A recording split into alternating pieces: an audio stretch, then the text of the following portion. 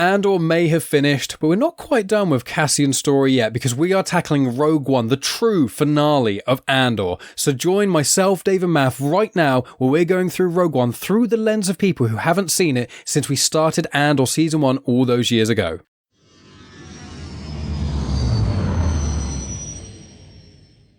And so we are here, the Clone Wars Conversation crew, taking a pause from Clone Wars Conversations where we finished it and recorded them. So they're coming out, they're going to be coming your way, but we are focusing on Andor. So we've done Season 1 years ago, we've tackled all of the episodes of Season 2, and now we are truly at the end of the journey, because spoiler alert, Cassian Andor dies in Rogue One, so there's not going to be any more content. Maybe there'll be a little bit of comics or books or something about some gaps in between, but right here, right now, we're a week from the finale of Andor Season 2, and I've got with me Dave and Maff, who joins me on the Andor Season 2 conversation, so details of that in the description, but we are now tackling the film, which is the second film that got released under the new canon, the Disney banner, as it were, only 2016, so it's almost 10 years ago now, and it's a film which a lot of people think is the best film from the Disney era. So we're going to be talking about that, a lot of things that you missed along the way of Rogue One, as I always do, some lore dumps and things, and a little few things that connect to Andor, and if it recontextualizes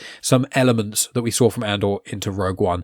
So, delving straight in, Dave, good sir, before we delve into the recontextualizing of this, how many times have you seen Rogue One before this rewatch, and what do you think of it? So I loved Rogue One. I watched it at the cinema for the first time. This was back when I think we'd had Force Awakens. It was like, holy crap, this is so good. How can they make a bad Star Wars movie? They've got so much talent in there. Yeah, they learned from the prequels, right? Yeah, but I was thinking, if you throw enough money at it, and you get the top talent, and this goes for any industry, so we're talking about movies, but most industries, you pay for the top talent, you're going to get a top product at the end of it. So that I was thinking, they can't make a bad movie. But anyway, we got Rogue One, and this was so different from what had come before, because Force Awakens, let's face it, was a modernized New Hope. Yeah. And I'm fine with that. But that's what it is. And then when I saw Rogue One, I just thought, wow, this is like a war movie. This isn't like what I'm used to with Star Wars, and obviously you got the two sides and everything. But it's actually a very close, tiny story, isn't it? It's a character story. Funnily enough, you talk about Andor. It's funny watching A New Hope recontextualized with Andor. These people go through all this hardship and years of cloak and dagger stuff, and this little fucking farm boy comes in there and like taps the goal in, in the final, right at the end. Bullseye is one prat. But anyway, so loved Rogue One from the first watch. I think I've only seen it though once more after that, and I think as the other Disney shows came out, wasn't really a fan of Solo, wasn't a fan of the other two of the nine, certainly not Rise of Skywalker. That's my least favorite of the nine. So Rogue One just got better and better. Now, when Andor Season 1 came out, I was like, oh God, I need to watch Rogue One again. And I just never got around to prioritizing it. And especially going through Andor Season 2, I'm like, oh, I'm so desperate to watch Rogue One again. But I also want to hold off now. And I'm glad I did in the end, because it was a fantastic experience. Especially, I think the finale of Andor, the last 3 episodes, especially that final episode, is literally a Rogue One prologue. Like, it literally, so many elements of it is literally, like, this is actually just Rogue One. It's like, it takes place hours before, if not. Yeah. What about yourself, Could be deleted scenes. Oh, 100% or deleted scenes. I've got a fun little Easter egg about deleted scenes of Rogue One, but we'll get into that. Maff, what about yourself? Same question.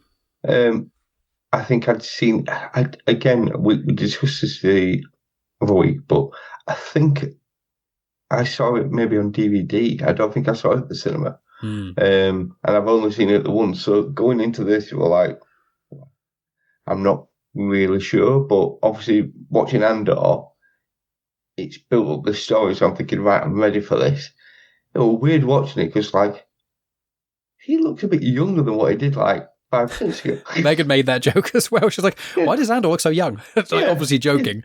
Maybe, I don't know, he's taking his vitamins or something, but, yeah, it it was strange, kind of that transition, but I think it does kind of work. I mean, I did kind of, when it started, we didn't get the scroll and the music, and I'm thinking, okay, this is a bit weird. Star Wars story Solo's the same. You don't get a scroll on Solo. You get like a block of text up on screen, like a sentence. Yeah, but those two, because they're Star Wars stories. You do get it, but you don't get it right away. You do get they do it after that first initial bit. You then do kind of get Rogue One. Rogue One comes up. Yeah, but you don't get the crawl. You don't get like the. It's only the Skywalker saga, isn't it? It's only those movies that have the crawl, crawling text. 100%. But I just thought, I don't know. It just felt a bit strange that it kind of just goes straight into it, and the end as well just cut, and you're like, oh, well, that's the end of the film. I forgot it cuts over, so it's very much like that. But sorry, continue. Yeah, but no, it's. I think it is a good film. I think watching Andor elevates it even more. So anyone who were like, oh, it was a 9 out of 10, I think if anyone's watched Andor, which I'm sure, I reckon this is probably one of the biggest streaming films over the weekend after Andor finishing. Everyone will have been watching it. Definitely. You know, I think lots of people will go, oh, it's no longer a 9, it's now a 10, because it fits quite well. You know, it just, you do feel like you've gone through quite a depressing couple of seasons, and that, but the payoff is really, really good. And I'd say it was strange watching because I'm thinking, I know the story, but I just do not remember so much about it. You know the broad strokes, but like the specifics of the characters. Well, I think that Cassian Andor in live action is now the Star Wars characters have more screen time than anyone else. If you don't include Anakin Skywalker being the same person as Darth Vader in the suit, I think even if you include that might I think it's still. Well, Disney after Andor finished, they went to if you went to watch Rogue One like a month ago, it would come up and you would see Felicity Jones on there. And now Cassian's there. It's Cassian and Jin who are both showing, because obviously Cassian's big draw now. So Disney have gone on and thought, well, we'll use this and we'll just add him in there. And I mean, he's a big part of the film, but it's not his film. No, but just as you just, in our conversation, Maff, and in one of the clips I released, you very clearly said he's like a bard. He's not, even in his own series, he's not the main character. He's the journeyman. He's the person we follow, but the whole time he's inspiring people. Narkina 5, he inspires Kino Loy. That's when things start to move. In the High Stark, he joins it late, but he keeps things going when things go wrong. In all of the times in Ferrix, he doesn't really cause anything on Ferrix.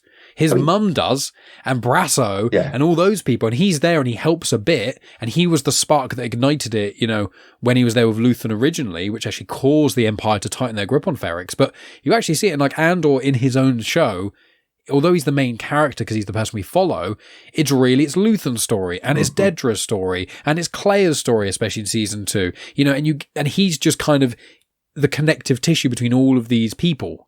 And that's what happens, I think, in Rogue One. You kind of see it couldn't happen without him. But as you say, Jyn is really Jyn and Galen. They're the two main people and parts of this film.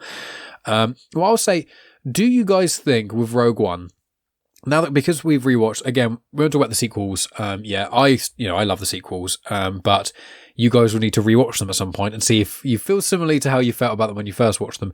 But how do you feel with Rogue One compared to the prequels? Because I know that obviously when you rewatch the prequels, I think especially Revenge of the Sith, I think you guys enjoyed it a lot more than you remembered it. And for me, it's, I think Return of the Jedi and Revenge of the Sith, they're my two favourites, depending on what day you ask me. I think Revenge is still probably my favourite. Those two.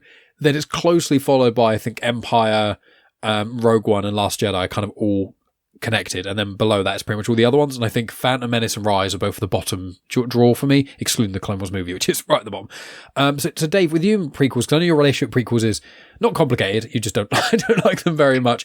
But I assume, do you like Rogue One a lot more than the prequels? And then watching it this time, did you find that made it more so with Andor? 100%. I think and complicated is probably the right word I'd have chosen as well, because I told you about that journey of watching, 1999, and someone else had said to me, "Oh, there's this other film, The Matrix. You're probably going to like that more." I'm like, "Fuck off, fucking Star Wars, mate." And you watch it, and like, yeah, that was good, that wasn't it? Yeah. Whoa, was it?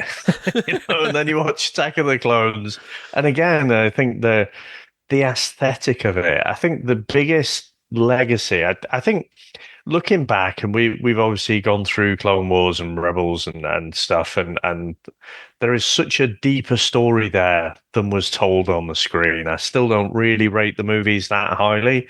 I think the execution of it was not great. But also the biggest legacy is probably the impact it had on cinema. The George Lucas and what was it? Industrial Light and Magic. Industrial Light and Magic. It's basically a demo reel, wasn't it? For these are all the cool things we can do with CGI. Start of Attack of the Clones.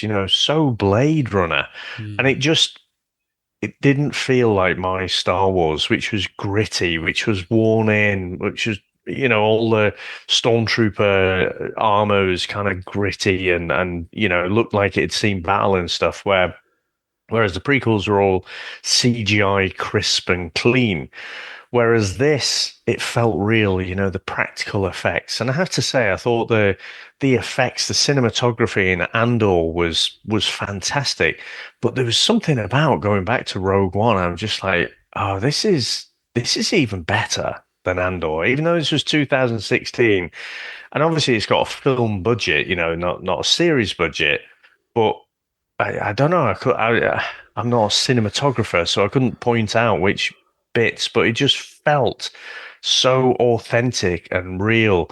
And what I love about this universe is it's like futuristic 70s stuff, isn't it? All of the machinery, it's all like imagined from the 70s. And they haven't, for me, in the prequels, they strayed away from that, where they were like, oh, it's all CGI and we'll make it look different because it's a more peaceful time and all this sort of stuff. But I think Rogue One just absolutely nailed how everything looked. You've got the blasters, the lightsabers and stuff, but just everything. As you know, did we have lightsabers? I don't think we did, but the blasters. Vader's lightsaber is the only thing in Rogue One. Yeah. What a scene, We'll get to that. That's a whole thing. So I can't remember what the question was, but fucking loved it, if you can't tell. That's all good. Well, what about yourself, Matt? How do you feel Rogue One compared to the prequels now that both films have been recontextualized? It's awkward because it's a completely different film. Mm-hmm. It's like we said in Clone Wars, some of the best Clone Wars are the troopers of the clones. Mm-hmm. This is in Star Wars, and you can get the feel of Star Wars, because I'm going to question you on something later on. I think there's some characters in here that are actually in New Hope, but we'll get to that. There are, you're correct. And it's got that feel of Star Wars, but if you take the Vader thing out, which is cool, but it's a different film, and that it's a heist mission, and I really like it. So, what's my favourite Star Wars? Well, I suppose it depends what mood I'm in, because each one of them kind of has. They're all really good, but none of them are I wouldn't say any of them are top tier, but they've all got certain moments that you think it's if I really want to see a great duel of the Fate. So, fair enough, I have to kind of get through the first chunk of the movie, but there's a good payoff there. Phantom Menace, yeah. Yeah. If, you want to see a bit of a switch, and then you're watching, Return of the Jedi, where Vader kind of switches over. And that. So it depends, but if you want a really good story in the Star Wars universe, Rogue One's it. And it's more character driven. That's what I think is with this, and that's what Andor was. We've got a story, and we've got some great actors who are going to tell us this story. It's in a way like when we had Dark Disciple, I listened to the audiobook, and that you kind of felt you was in there being told what it is, and this is what this does. You kind of feel you're part of this, and you can relate to it because it's not lightsabers as such, or force powers. You can kind of relate to certain things, and I think again, this has been elevated because of Andor, and I think there's certain scenes in the film that I think if you haven't watched Andor, go back 10 years, you'd like, oh right, yeah, that's fine. But does it work? But watching Andor now, it's like, yes, that would happen. It's ironic because Rogue One is, it's a fantastic movie, but it's a movie that is a big plot hole filler. And then the very minor gripes in Rogue One then get fixed in Andor. Mm-hmm. I think with Rogue One, one of the beauties of it as well is I found one of my notes about it in general is the dialogue is much quicker than Andor. Because Andor is a longer, just because it's a TV series, there's more time to breathe. There's not really any moments of silence in this unless it's a specific moment of silence. You know what I mean? And I think that this film, it is 2 hours and 15 minutes, including credits, but it's really about 2 hours and 5 minutes or so, 2 hours 10. And it's like all of Andor, especially season 2, is all a build up to this. This is the build-up. And, when I asked you about the prequels comparatively, I think Rogue One, is an objectively a better film than most Star Wars films. I think objectively. However, I have a connection to especially Revenge of the Sith. I love Revenge of the Sith so much. But Revenge of the Sith is a culmination of the build-up of Phantom Menace, Attack of the Clones, and, retroactively, Clone Wars. Rogue One, before Andor, was like an explosion, but it was like a prequel to, A New Hope and things. But with Andor, again, it's just the payoff. It's just the final chapter. And it's quite interesting because with the original trilogy, Return of the Jedi is kind of the build up to the end. Rise of Skywalker, unfortunately, is as well, but a much more anticlimactic one. But Rogue One is really, when you watch Andor, especially that second season, the last few episodes, it's really like things are happening in it, but it's this like pressure cooker. And it's shaking and shaking and shaking. And then you watch Rogue One, and really, from the start, there's not really any boring scenes. I think this film has more action in it than any other Star Wars film. Like, genuinely, every moment there's some talking, there's like the equivalent, if not double, the amount of action. And I kept forgetting about how much action there is just constantly over and over and over again. The thing is, the dialogue is really good. It's really thought out. So, yeah, you have got that action, but you have the dialogue that cuts in there to kind of fill in certain things, but you don't feel it is filler. Yeah. You don't feel that it's like the original Star Wars, Mark Hamill and House of Pod, they all said that there were lines there, and it's like, I am not saying that. It just sounds stupid. Whereas this feels that what people would kind of say in a galaxy like this. It feels real. It feels lived in. Yeah. And it feels weighted. It feels grounded. So we will be dotting around here. I will say we're going to save the Vader scene. Okay, we're not going to talk, because the good thing is with that is that it is not only the final scene, but also it works. It's amazing. But you could take that out of the whole film, and the whole film still works without it. So it's like, I love it. Don't get me wrong, but we'll save that just as its own thing. Everything else we can somewhat dot around. It's a strange one. I will say one thing. Watching that kind of threw me a little bit because I'm thinking, normally the Hell's Bells or something playing in the background. I've seen that many times on YouTube.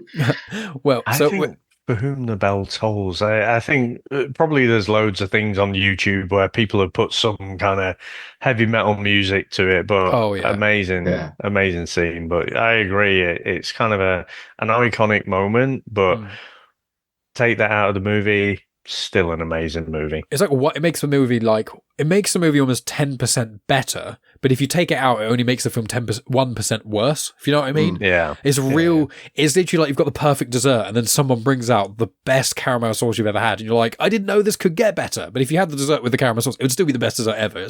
That's how I kind of view it. You don't need it. It's just that extra bit of oof. Yeah, yes. I when I first watched it, actually, I was like, I don't know how I feel about this, but when I rewatch it, I'm like, I'm good with it. But so we'll dot around a bit, but we'll loosely go chronologically. So it starts off with Lyra, Galen, and Jyn. The Death Troopers show up, they shoot Lyra, and they actually shoot her first, and then she shoots and catches Krennic. That happens in 13 BBY, so 13 years before Battle of Yavin, 12 to 13 years before Rogue One, and at that point, And one thing I want to say is that Jyn she's 12 years old in that scene. And I'm like, she looks about 8, but she's 12 apparently, which I'm like, I don't think she is. Because I was looking, I was like, how old is she? She looks about, like a 7-year-old probably, but she's, but Lyra. So I want to talk about Lyra a little bit, just because Lyra's Kyber necklace, she actually takes that during some of Galen's research, with Kyber crystals and stuff.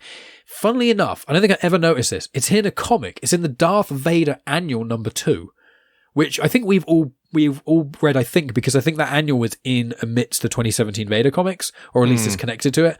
And I saw a panel of it, and I was like, I've seen the panel, but I just don't think maybe there's an episode of Star Wars Comics in canon, and I overtly have done that, and I've just forgotten completely. But she could also feel the Force. She couldn't fully dip into it, and then it was unknown if she connected with the Church of the Force. Church of the Force is a generally non-Force sensitive group of people who worshipped the Force in a lot of ways and appreciate the Jedi. The most famous member of the Church of the Force would be Lor San Tekka. He's the old gentleman at the start of The Force Awakens who gives the map of Luke Skywalker, the segment to it, to Poe and BB-8 on Jakku, and then gets killed by Kylo Ren and stuff. So that's Lor San Tekka. He's great. But I looked into this a bit more because there's the book, which I mentioned in the Andor discussions, Catalyst, a Rogue One novel, and that goes into a lot more about Galen Erso and Lyra and like they're living in the Empire and all that kind of stuff and all the Imperial side of things.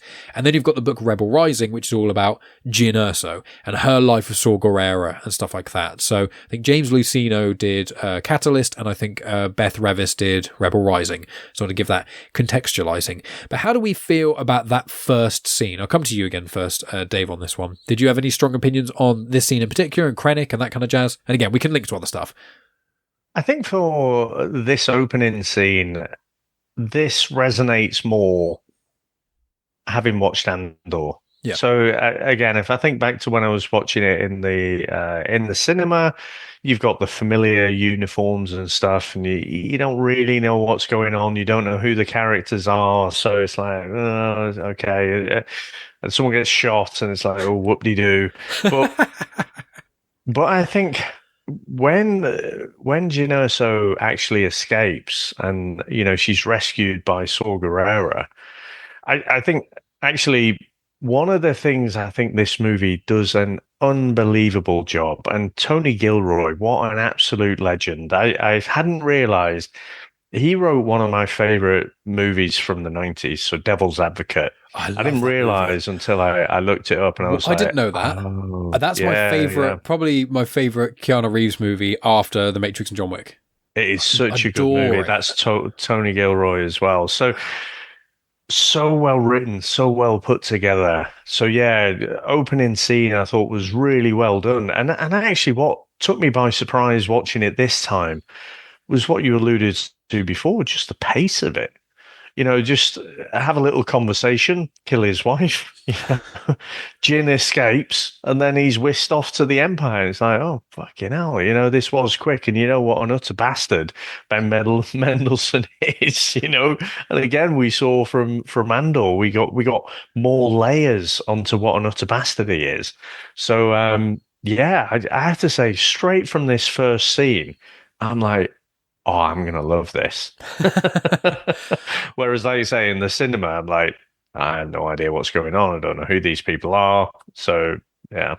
I think Star Wars, and it's a cop out, but it is. I think all Star Wars is better upon multiple rewatches, and films shouldn't be like this. It's my big criticism of Tenet by Nolan, and I'll probably never watch that movie because I refuse to watch it 3 times just to understand it. But it's one of those things where, when you watch, I think, a franchise movie, Marvel not so much, I find. I don't know why this is. Maybe it is almost purely for Star Warsy stuff or films with twists like Fight Club. But for Star Wars, for me, I find you watch it once and you understand the story beats, the character journeys. You watch it the second time and you actually understand and you notice the details. And really, I think the details make Star Wars the biggest franchise of all time. That's why there's so many books about it that are canon. That's why there's so many series that intertwine. It's the one franchise where, like, you get people who love Doctor Who, but the books aren't overtly canon. The books never get referenced in, like, anything. There's, like, the odd, vague, bare reference, but, like, the books of Doctor Who do not affect the series. Do you know what I mean? I think I know why. Okay. And it's all to do, my love for A New Hope. Yep. Or Star Wars, as it was called back then. So, and a bit like you just mentioned about the MCU as well. So the template for the MCU was set with Iron Man in 2008. That laid out what the MCU was going to be. I think New Hope did the same because it drops you right from the very first scene. You are dropped bang in the middle of a story. There's no like real soft start in this, or let's have some exposition and let's explain to people exactly where we are. It's just like, holy fucking shit, and you get the view of the spacecraft being shot at and then boarded, and you're like, what the fuck's going on? You're just dropped right into the middle. Very nice, very nice. Tantive 4 being shot by the Star Destroyer, yeah. Yeah, and so that's it. So straight away, 1977, they created that template. You're dropped into the middle of the story. And so that's why that formula means you, and again, jumping across to Empire Strikes Back, it's like, well, holy shit, I thought we just fucking won. And now we're on the run on this weird snow planet, off. What the fuck's that? So, and these big leaps between films as well. So I don't know if I don't question for a second. Lucas wasn't thinking it would go where it went, but they created it. The DNA was there, and that formula just dropping you right in there. And it's like, okay, well, we're just actually creating a whole bunch of space for comics, novels, other movies, TV series, or whatever. And I think that's one of the things that works so well about it. I agree. It was fantasy, but most fantasy, like with Tolkien or George R. R. Martin, you have to start with the first book, where you go, right, here's exposition, here's The Hobbit, or here's Fellowship of the Ring. And I love Lord of the Rings. I think the Lord of the Rings trilogy is the best movie trilogy. I've heard the books are amazing, but I haven't read them. But you have to read or watch so much of Fellowship of the Ring to really understand what on earth is going on, because it's so complicated. And as you say, Star Wars is like, no, here you go, right in the middle of a literal war. And we literally have this entire movie, which is a prologue to A New Hope. There's the Andor series, which is literally just the last few years of the rebellion. There's Star Wars Rebels, which is just a different part of the same rebellion of the Rebel Alliance. And then you've got the prequel trilogy, which shows the galactic events that occur to make that happen. And there's still thousands of years before that. So I think, go ahead, Matt. I think that's because New Hope starts. Yeah, you see all the, Leia, George getting shot off and what have you. But then the viewers are Luke Skywalker, because he doesn't know any of this. So then 100%. you were learning as Luke Skywalker, as he's learning along the line. It's like, there's a big galaxy out there and shit's going down, so we're just trying to get you up to speed here, and then your mentor gets killed. But that's the thing. But you're going to mourn him way more than your surrogate mum and dad who raised you for the last 18 years. Yeah. But anyway, it's one of those small things, gripe. Probably they gave him too many chores and he's like, sod you. But it's... I can't believe Ben's gone. Yeah. What about your uncle and auntie? What about Owen? Anyway. Who? Arseholes. Didn't give me that Christmas present I wanted. Yeah. Or the Life Day present. Sorry. It's strange, because I think that's the thing. It drops you in there, and it's like, if you were to get dropped into, say, Lord of the Rings, you'd be like, what the fuck's going on? And that, who's this little guy? Who's this guy with ears? You'd be a bit confused, whereas, and I know it's kind of the same, but in Star Wars, it's like, there's just lots of different species, and they can look however you want them to look, because no one knows. But at the same point, it's got beats. It's got that kind of a Western kind of beat to it. So, especially back then, people will be able to kind of go, okay, well, so it's kind of a Western in space, fair enough, all right, we'll go along with this. But at the same point, I mean, I'm not saying there was, but I'm sure there was their own bit of snow going around at the time when they was writing these movies and doing these movies and that. So, he took a punt and he took a chance. But at the same point, Lucas, although he gets all the accolade to it, there's a lot more people behind him that kind of tidied all this up. Oh, his wife famously edited the film and changed a lot. Like Carrie Fisher, she edited the script beforehand as well. She's uncredited for doing so. As you've mentioned, Mark Hamill and Harrison Ford also refused to say certain things in the script. You know, the original New Hope, although it was George Lucas's brainchild and he definitely deserves a lot of the accolades, it was a team effort and he gets like all the credit. And it's like, well, actually, if these other people hadn't really not only like invested, but like forcibly not done this or done that. Again, Carrie Fisher, Mark Hamill, Harrison Ford, and his wife. If they hadn't done all those things, Star Wars would have been a really weird side film, a bit like Flash Gordon. It would be like, oh, that's a weird, fun movie, but it wouldn't have landed in all the different ways in all these different genres and become the mammoth that it was. And because he kept the rights and it wasn't 20th Century Fox that had the rights, he could then decide how he wanted to make Empire and Return of the Jedi and who without it being 20th Century Fox, let's make 50 Star Wars films in like 10 years and create things like the holiday special, you know? I would say that he doesn't. We kind of criticise him sometimes for certain things that he does, and it's like, oh, just rightly so. But at the same point, you've also got to give him credit because he did let other people do stuff which made it better. In the original trilogy, he did. In the prequels. In the prequels, he did not do that. In the prequels, he was like, I'll do what I want. And he was right, but he also screwed a lot of the films up. Like Attack of the Clones, because of this new technology he was using, there was such a loud noise in the background, they had to re-record all the audio in Attack of the Clones. It's all done with ADR. So every single line of dialogue is an actor in a booth speaking over their own lines because this machine thing they had to help them with CG stuff, which again, Industrial Light and Magic, literally, especially Phantom Menace, changed cinema in another way. It's weird Attack of the Clones. A film back then got it right and it matched up, whereas there's a film that we only got like last year who just completely takes you out of the film. In Craven, they redid all the lines, and it doesn't match up. And that you're watching it like, and it takes you out of the film.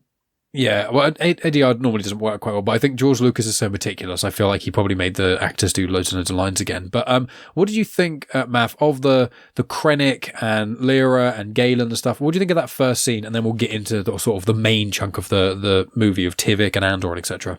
I forgot that was your first question. Well, yeah, that's it. I mean, a bit frustrated. I suppose it means a bit more because we've watched Andor, so we kind of like, I know this name. But it's like, I mean, he told his wife, and it's just about you two go hide, keep out of the way. And they were going to take him anyway, so why didn't she just kind of keep quiet, keep out of the way? I mean, I think Krennic was still going to go in there and search everything and that. I did notice as well, he's only got 6 red pips on his... Because at that time, he's not a director. Right. He goes... this is 6 years before. 13 years. Yeah, 12, 13 years before. So he goes up in the rank. It's like at that point, Tarkin wasn't a Grand Moff because there's Moffs. Then Tarkin's the only Grand Moff. Thrawn, when you read the Thrawn... Tarkin as well. Tarkin. It's like Thrawn as well. When you see Thrawn in the books, you see where he started in the Empire. And in the first book, and there's a comic adaptation which isn't great, but in the book, you see how he went from like an ensign to a corporal to this to that, all the way up to like a commander, all the way up to where he was. And he's like Thrawn is the fastest promoting person in the Empire, I think, ever. Because Tarkin already started quite high anyway. But Krennic went really, really high quite quickly as well because he just kept doing these things. But yeah, it's because he's not a director at that point. I mean, it's brutal because, like, you know, I mean, he kind of goes in there and he's very cocksure of himself. He's very much, and even when he says to Leia, he says, "Come on, look, just don't." And that he did look a bit shocked when she did shoot him. But she only shot him because she got shot. She didn't shoot. You know, Leia didn't shoot first. He said, he said, "Go on then." The Death Trooper shoots her, and she's holding a gun and shoots and flings back. Because Galen was talking her down, so we don't know if she would have shot him. I mean, if she had shot him first, probably would have stopped the Death Star, or at least hindered it, but then Tarkin would have probably taken over, and then Tarkin wouldn't have allowed all of those leaks to have happened, and then if Tarkin had controlled the Death Star from the start, it wouldn't have been blown up by a couple of rebels, would it? Let's be honest. Well, I don't know, because if they'd have still kept Galen in there, he was the one who put the back door in there. I So just don't. Tarkin is so meticulous and he is so specific. Like he barely ever makes any mistakes. Tarkin, like yeah, I he makes the suppose. odd one in Rebels, which is underestimating the Rebels, and then it's him staying on the Death Star thinking there's no issues there. But that was it. Tarkin's too Yeah, arrogant. there's a good Vader comic where Vader goes up against Tarkin. Yeah, in the That is 2017 just run, it's the it's one-off in it. Oh, it's amazing. it's just an amazing kind of thing of seeing kind of the force and the brute power of Vader and the mind of Tarkin and what comes out on top. And to be fair, it's a stalemate at the end of it, and but it's really good. If you haven't read that, go find it and read it, because it's just Highly recommend. So let's get into the full swing then. Okay, I'll rattle through a couple of things. So and then we can each talk about whatever we like the most. So Andor jumps in. He goes to the Rings of Kafrene, which obviously was one of the last mission we see him get sent off in the end of season 2 of Andor. He finds Tivik, who's got an injured arm. He tells him, and he says, because Megan questioned this, and to clarify, Tivik says the super weapon is a planet killer, and he mentions that there is. He mentions Galen Erso, and he mentions there is a pilot on Jedha. And then Megan said, but he already knew that. No. Andor knew Galen Erso. He knew there was a connection to Jedha, and he knew about Kyber. He didn't know it was a planet killer. I believe Clea says it's a super weapon, but a super weapon could mean anything. You know, the Death Star turret thing you see in Last Jedi that can punch through that big wall thing, that's technically a super weapon. So when he says it's a planet killer, that's when Andor goes, oh shit, this is the thing. So I was really, when I watched season 2 of Andor, especially the ending, I was like, how are they going to work? And it shows to what you guys were saying, especially with Dave's comment with Tony Gilroy, which is he is so specific with the script, which is probably Lucas's biggest weakness. I'd say in the prequels is the script. Is like Tony Gilroy is so good at writing script and attention to detail, and again the people around him as well. But I think Tony Gilroy was very much the head of this. They were so specific and so tight with all of it. You watch this and you go, one word slip up, and it would completely unravel the whole of season 2 of Andor. And I know they probably were cognizant of that when they made this, but I really liked that bit in Tivik climbs and killed. And then it cuts to Jedha with Saw Gerrera and stuff. And they're probably the 2 points we can talk about. So come to you, Dave. Would you like to talk about Tivik first, or do you want to cut straight to Jedha and Saw Gerrera? You know, I just want to reflect back on some of the things you were just saying, actually, about, all of the coincidences and all of the creative inputs that if they hadn't have been there, they wouldn't have gone into that original trilogy, and it wouldn't be as magical as it ended up being. And I was thinking, it's kind of like Andor, isn't it? It's like the whole rebellion. It's like taking down that version 1 of the Death Star. All of these things, like someone accidentally emailed Deirdre the plans that she would follow up on. The guy who just got murdered stumbled across all this stuff and started bugging Deirdre and stuff. All this chain of events needed to happen. And so it's just, again, very well thought out. I think the thing is with franchises, I mean, I love stuff like Aliens, Terminator, Predator, but fuck a doodle do. Talk about, I don't know why I love them. I think I love the originals, but then they get different writers, different creators in who take over the franchise, and then they dilute it down, or they change things in a really wacky way. Christ, a few weeks ago we did Highlander 2. Talk about rewriting and shitting all over the original movie. Whereas at least Tony Gilroy, he put together this script for Rogue One. Now, he wouldn't have fleshed out all of the ideas, that he ended up fleshing out in Andor, but he had an idea of where this was going to go. And so I think having that continuity makes a massive difference. And the other thing I'd say, just going slightly off that, is what this film does so well. It makes us care about these characters. How many ensemble movies do you watch? Because let's face it, no one watched this and thought, oh yeah, they're probably going to make a prequel movie about Andor. He didn't stand out like, say, Han Solo did, where Luke's clearly the main character, but it's like, oh, this guy seems like a bit of a scoundrel, bit of a nerf herder, but I want to know more about him. You're not thinking that, but it makes us care about Andor, Cassian Andor, and then makes us care about K-2SO and the Guardians of the Wills. Donnie Yen's character. Chirrut Imwe, all my of boy. these people, you're like, I care, and so it hurts. When you get to the end, there is a sadness, a tragedy to it. And I think that's one of the amazing things this movie does, is just somehow makes us care about the characters, but also in short form. Again, there's no exposition dumps. Very quickly, when we meet Cassian, he meets someone. There's obviously this back alley sort of conversation. The guy's like, I'm not going to get out there. Straight away, Andor's thinking, well, if you get interrogated, they're going to get information out of you. Can't let that happen. Kills him. He is willing to make those sort of decisions. So we know that straight away about his character. So again, I've watched it so we can have this conversation. Tempted to watch it again as soon as we've finished, to be honest, because I'm genuinely gobsmacked about how well it stood up. I knew I'd liked it at the start, like I say, when I watched the other sequels, liked it even more, but that was more of a memory canon thing. Rewatching it again, it is such an impressive feat. I think one of the good things is, sorry to jump in, but the thing is, apart from 4 characters that are really in this, everyone's expendable. And so there's none of this kind of, Mon's going to be fine, Bill's going to be fine for now. And there's a cameo of C-3PO and R2-D2. And Chopper. It's Chopper.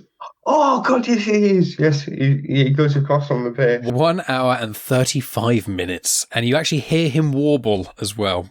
I caught him this time. The thing is, everyone else is, you don't know where they are going to be. You don't know, will they make it? Spoilers, maybe not. But I think that's one of the good things about it, because you're watching it and there is kind of what happens if you do get caught? What happens, if you don't make that jump? If you don't, there's a bit more kind of feel to it, and you kind of feel for the characters, because you're thinking, well, I don't actually know where this is going to go. How do you say Donnie Yen's name again? Chirrut Imwe. Chirrut Imwe. That bit when it's like, I'm with the Force and Force with me, I'm with the Force and Force. When he's walking across, you're thinking, fucking hell. And I'm thinking, at any point, I mean, I believe he's going to get there, but at any point, he's going to get shot. And I also think that scene works really well, because when he does do the thing that he's meant to do, there is a kind of reaction afterwards. And it's not like, yeah, I did it, I saved the day. That there's a payoff to it as well, in a way. No one has got the, what do they call it? Plot armor? Plot armor, yeah. No one's really got that. So you're invested. It's like the opposite of plot armor, isn't it? It's like, I've done something great. Bang. Yeah, plot target almost. Cannon fodder. Yeah. I will say the Chirrut Imwe scene, I think, is not only my favourite scene in the whole film, I think it's in my top 5 scenes in Star Wars. Watching it this time, I'm like, you can deconstruct that entire scene. I could probably do an entire hour-long podcast just on that scene and his character, because Chirrut Imwe, he's one of my favourite characters in anything. I've got a lot to say about him. Because, I mean, when we first meet him and he kind of take names, and it's like, oh, wow. And someone even says, are you a Jedi? And it's like, no. Someone, they're like, are you? And he's like, no. And you explain that he's a Guardian of the Wills, and they're like this Force-sensitive thing. Again, if you read the High Republic, there's the High Republic, you get in depth, the Guardians of the Wills at the peak of their power, in air quotes. There's a whole thing, the Battle of Jedha, and this links in with actually a thing that you saw on screen. At the start of when we see Jedha, in Rogue One, we see a Jedi statue falling over, which is a great visual thing. That actually happened 381 years prior. That happened at the Battle of Jedha, which happens in Phase 2 of the High Republic, which is the prequel phase, before Phase 1. And it's It's essentially the last Great Protector, and there were 2 or 3 Great Protector statues that were these massive statues of Jedi. And in the Battle of Jedha, you've got all these different Force sects who are all arguing. So you've got the Guardians of the Whills, there's a Jedi on the council there, you've got the Brothers of the Ninth Door. I don't think they're on the council, but they're somewhat involved. You've got all these people who are involved in the Force in different ways, and usually to a slightly lesser extent than the Jedi, and the Guardians of the Whills are a main part. So there's all this like political arguing about the Force, and Jedha's meant to be the pilgrimage planet. It's meant to be the planet that you go to where, however you believe in the Force, Church of the Force, Jedi, Guardian of the Will, however you perceive of the Force, you go to Jedha, because that's the one place where it doesn't matter what Force sector you're a part of, you will be accepted. And so when you see Donnie Yen's character, Chirrut and also his staff is made of an Uneti tree. An Uneti tree is the tree in The Last Jedi when Luke Skywalker's got his library on Ahch-To. That is an Uneti tree. It's like a Force-sensitive or Force-connected tree. And it's this staff that he's got that's made out of it. And I'm just like, his whole character is so cool. I love Chirrut. He's my favourite. And there's also a book called Guardians of the Whills, which is a prequel, and it tells you about Baze Malbus and Chirrut, and they've adapted it into a manga as well that's a bit more about their characters. They interact with Saw Gerrera. It's a whole thing. And what came first in that lore? Was it Donnie Yen's character? Was Rogue One the first thing? Yes. Guardians of the Whills did not exist before Rogue One, and they didn't exist before, and the High Republic wasn't really a thing till... The High Republic started being kind of thought of and created around 2018, 2019, and it kind of came out 2020. So the High Republic utilized a lot of the foundation, because you have to think Rogue One is the second thing that came out of the Disney canon, which is really weird to think about, because it's like, it feels so new, but it's not. You literally had the Disney canon reset in 2014. You had the book Heir to the Jedi, which is a first-person book with Luke Skywalker. I've not read it. It's not rated very well. It was kind of written during Legends time, and it got released. But there's like a couple of books. There's A New Dawn about Rebels. Then Rebels was coming out at that time, so Rebels is just default canon because it just started coming out around 2014-ish. But really, you had The Force Awakens. You had Rebels, you had a couple of books, you had the Star Wars main run of comics, and then you've got Rogue One. So Rogue One, really, the amount of stuff, like the amount of things that are in there, there's these Force cult in there, which are the Central Ice-Opters, and the Central Ice-Opters, they're the things that I've mentioned that I keep saying in these Andor discussions, which is the main Star Wars run of comics are not phenomenal, but there's a specific run in there called the Ashes of Jedha. I recommend it to everyone, especially if you have Marvel Unlimited or Hoopla or something.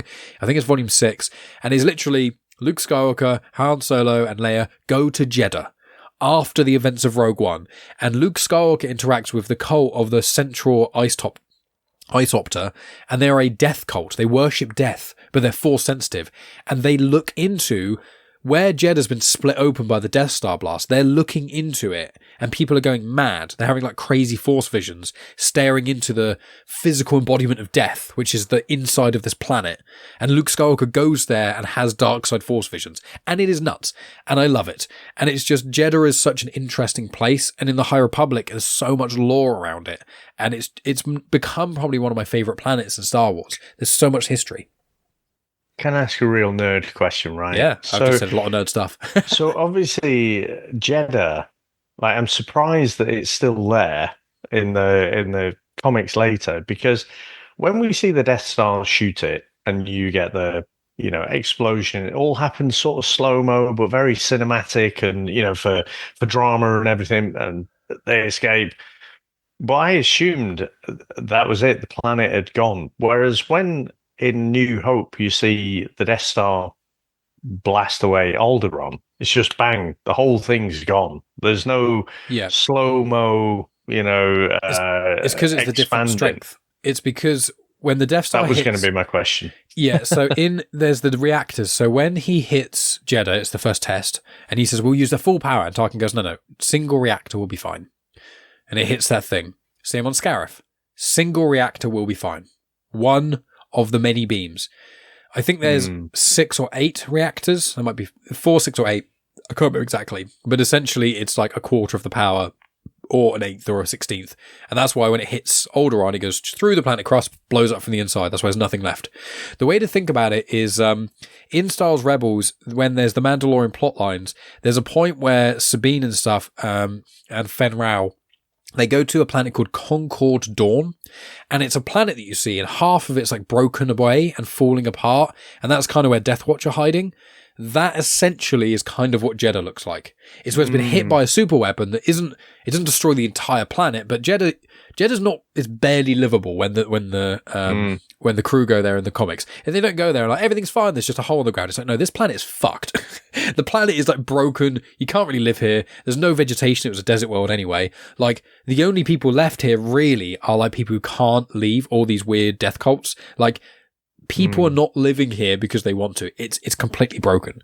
So again, the Ashes of Jedha comic is one of the best Star Wars comics out there. It's so cool and so different because you don't really think about Jedha afterwards, you know. I know I just said a lot of lore dumping there at both of you. So Jedha, very cool. Thank you. Well, Jedha, I'd say Saw Gerrera in this. Like, so I said Chirrut Imwe is my favorite character. Saw Gerrera is one of my other favorite characters of this era. But do you guys want to talk about Jedha next, or should we go there and Saw Gerrera? We don't no longer have to stick chronologically. We'll just kind of we'll hold off on Scarif for now. But Jedha and Saw Gerrera, where do you want to go? So, I mean, I guess just to, in a non-linear way, just talk about both. I mean, again, it's hard to cast my mind back because at the time in the cinema, I'm thinking, oh, it's Forrest Whitaker. Oh, random character. Now he's dead. Oh, that's weird. But then you've seen so much since, and I've watched Rebels now, and you know, so there's a lot more fleshing out to the character. I still think, you know, when he's given the old puff on his thing there. At the time, I'm thinking oxygen. Now I'm thinking it's fumes. Is it rhydonium? That's the question. Yeah, that was it. Rhydonium. That's exactly what I thought. You mentioned it on the Andor episode that you did, and as soon as it's like, that makes sense. Yeah, I hadn't thought of it. Yeah.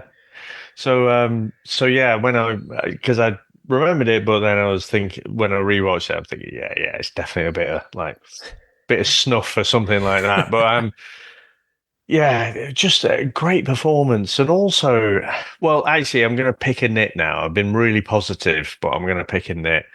So you've got the pilot, you know, he's been sent by Galen Erso. Galen Erso. The pilot's called Bodhi.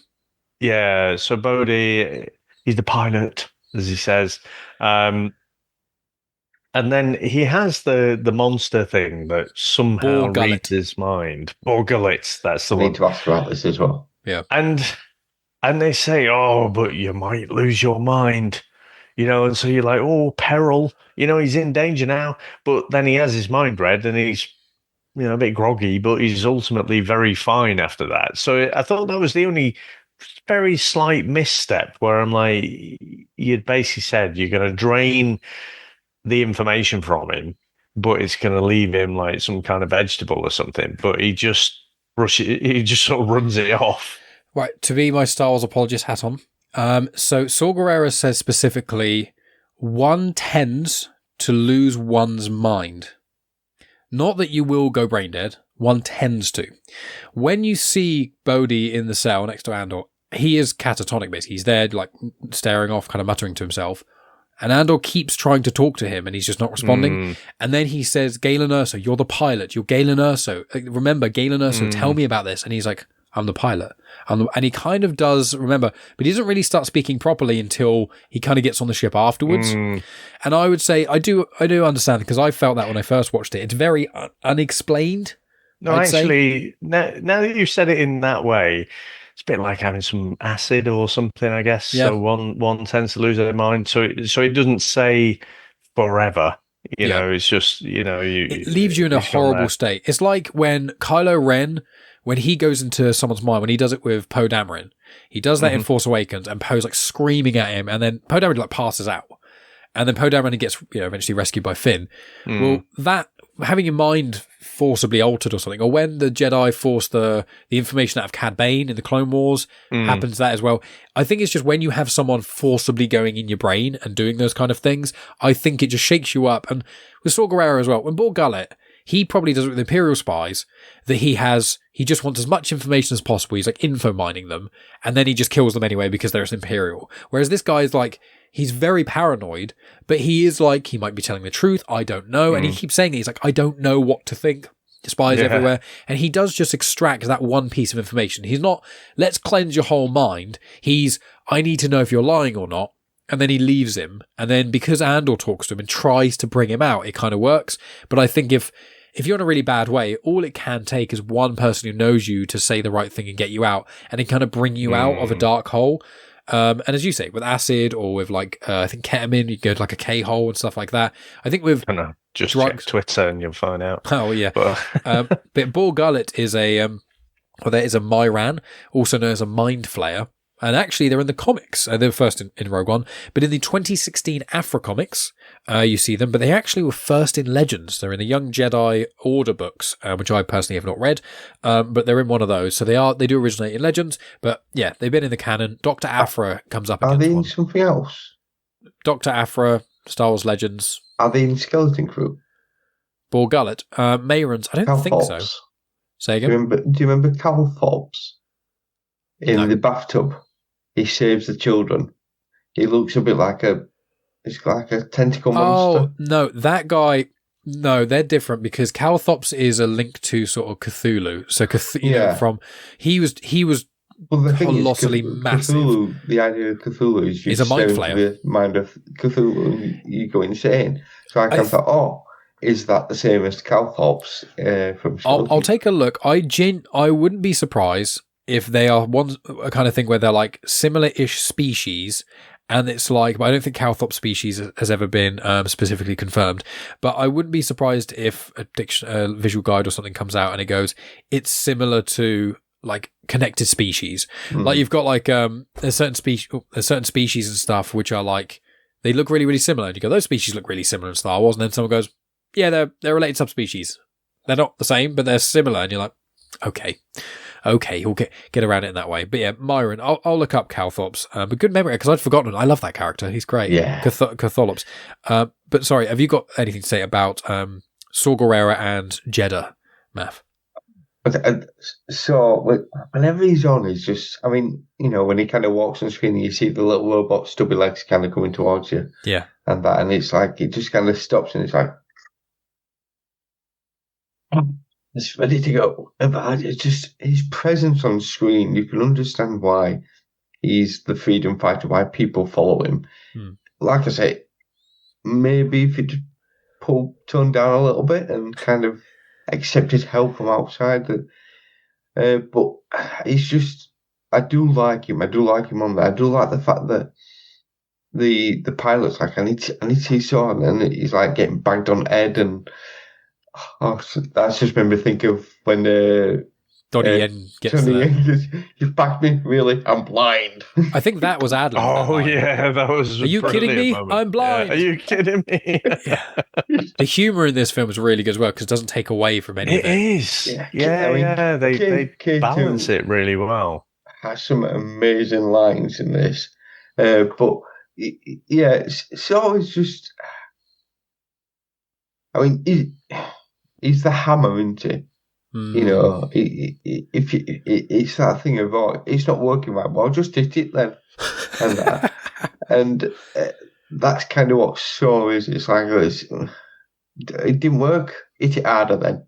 You know, he's very much kind of, he's angry, because is it his sister that got killed by the Empire? Yeah, Steela. So he's very much kind of, he just wants to make them hurt. And I don't think he's too fussed about who gets hurt alongside. As long as the Empire's getting hurt, he don't really care. And that, so everyone else is just cannon fodder to him. But I do feel that it's a shame that he kind of gets he gets killed. But at the same point, the life that he's living, that's his aim. He says, take out as much as I can before I'm checking out. I kind of get from it. And he says in Andor, doesn't he? Again, Andor recontextualizes his decision, because when you discover his character in Fallen Order, in Rebels, in Andor, for a lot of it you go, but he would never give up. And then when he talks to Wilmon that time, which is only like a year or so before this, he says, he's a year or two before this, he says, the Republic's going to come back, but we're not going to see it. We're going to die before the Republic comes back. At that point, he's already accepted it. And at that point, he's been fighting since the Clone Wars. So he's been fighting since, a year or two into the Clone Wars. So he's actually been fighting it. By the time he gives up or dies here, he's been fighting for 20 years non-stop. Again, minor spoiler, he pops up in Bad Batch at one point. He's fighting then. So you think he never has a break. 20 solid years of fighting. And when he's kind of, falling apart, as I said, he's got prosthetic legs, he's on a breather mask, who knows what he's breathing in, he's got a suit thing he basically always has to wear, he's got a walking stick, he's probably like, I'm in abject agony all the time, and now we're at the final part, and it's kind of like... It wouldn't be long till they would just wheel him along. And also, he couldn't escape then. Like, Andor barely escapes, and him and Jyn are running, so it's like, there's no way. He genuinely would have slowed them down, they would have all died. But, he's like a version of Luthen. Him and Luthen are so alike. Yeah. It's just, like I say, one's kind of the meticulous, the thieves' tools and that, and one's, as I say, is the sledgehammer. And you need them both.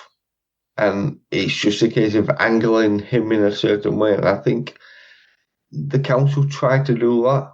We mentioned in Andor that they kind of like, look, just kind of back off and just listen a little bit. But, trying to help you, Saw. Yeah, but again, he's not one for kind of waiting too much. He's kind of like, let's just act. Shoot first, ask questions later. Oh, they're dead. Never mind. Move on to the next one. 100%. And also there's that, definitely not subtle part, which when you first are introduced to Saw in this and he used the breather mask, and there's the Vader sound. And he looks at Bodhi, and you're like, oh, this is like the Vader of the Rebellion in a way. And that was, I think that was, again, very intentional. Is Jyn and Cassian on Jedha when she bumps into them? No. Yes, yeah. Yes, she is, yeah. When you're Cornelius Evazan and Ponda Baba, the he doesn't like you, I don't like you, and then his arm sliced off. Yes. Oh, yeah. Cornelius Evazan, Dr. Cornelius Evazan, who's a crazed madman who likes to experiment on people and disfigure them in lots of weird ways. He's, again, in the Dr. Aphra comics. So in that 2016 run of Aphra, it connects quite a lot with Rogue One in a lot of ways, because she gets connected with Evazan. They get put in like a prison together at one point. He's horrendous as a character. He's a sadist. Ponda Baba is the Aqualish, with I always call them like the ballsack Jins, which make me a racist in the Star Wars universe because they're arachnid beings. They're together. So yeah, they're the ones in A New Hope that famously confront Luke and then get the arms sliced off. So there's so many references to A New Hope and other stuff in here. It's amazing. It's really, really cool. But yeah, good spot there, Maff. But Yavin 4. So we go on to there's the Rebel Alliance arguing and all that kind of jazz. There's two parts to the Yavin, but we'll just talk about Yavin as a whole thing because we've been talking for over an hour already. So I'll come to you next, Dave. Yavin 4. Anything you want to mention about that and the rebels arguing and all that kind of jazz? Again, just it's almost like Tony Gilroy was writing this knowing that he was going to create a series years later. I mean, I think I talked before about all the different creative forces that went into creating the original trilogy, and there's a bit of a parallel there between all the things that happened with the rebellion, all the things that culminated, all these little coincidences and things and individual acts of sacrifice that went to Luke making that 1 in a million shot, to bullseye his Swamp Rat with his T-16. I think it's just unbelievable the way it came and the bickering. I think when was Life of Brian? Was that 1980 that came out? Something like that, yeah. I often think back to the People's what they're Front of portraying. Judea? Exactly. Are you the Judean People's Front? Fuck off. People's Front of Judea. I love that movie so much. Whatever happened to the Popular Front? That was over there. So And in that small moment in that movie, it just told you about rebellion. It told you about competing ideologies, and they, a lot of the time, they can't actually agree on exactly what the right ideology is. And so the rebellion is this uneasy alliance, really, because you've got a lot of strong characters. And, they basically say Saw Gerrera, oh, he's a bit extreme, he's a bit, but he absolutely had his part to play again in getting them to where they needed to be. Jyn would have never been there had it not been for Saw Gerrera. So I thought it was great. I mean, I know scheduling and everything, but it was great to see Bail Jimmy Organa. Smits play, as Bail Organa. It was like it felt like a comfortable pair of slippers. That's the Bail Organa we know. And I have to say, it was weird. We laugh about Cassian. I had to suspend disbelief. He's younger. Okay, I can get over that. The practicalities of the fact that this was made before.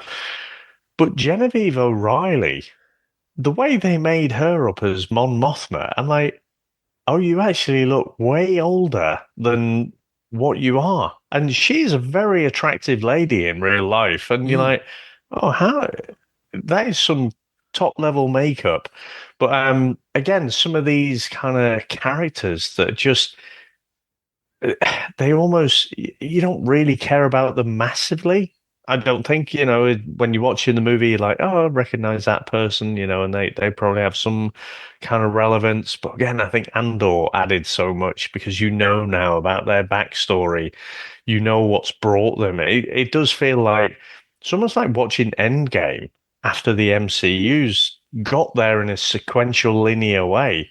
Whereas this, is about face, and they created this first. So yeah, I thought the interactions were fantastic.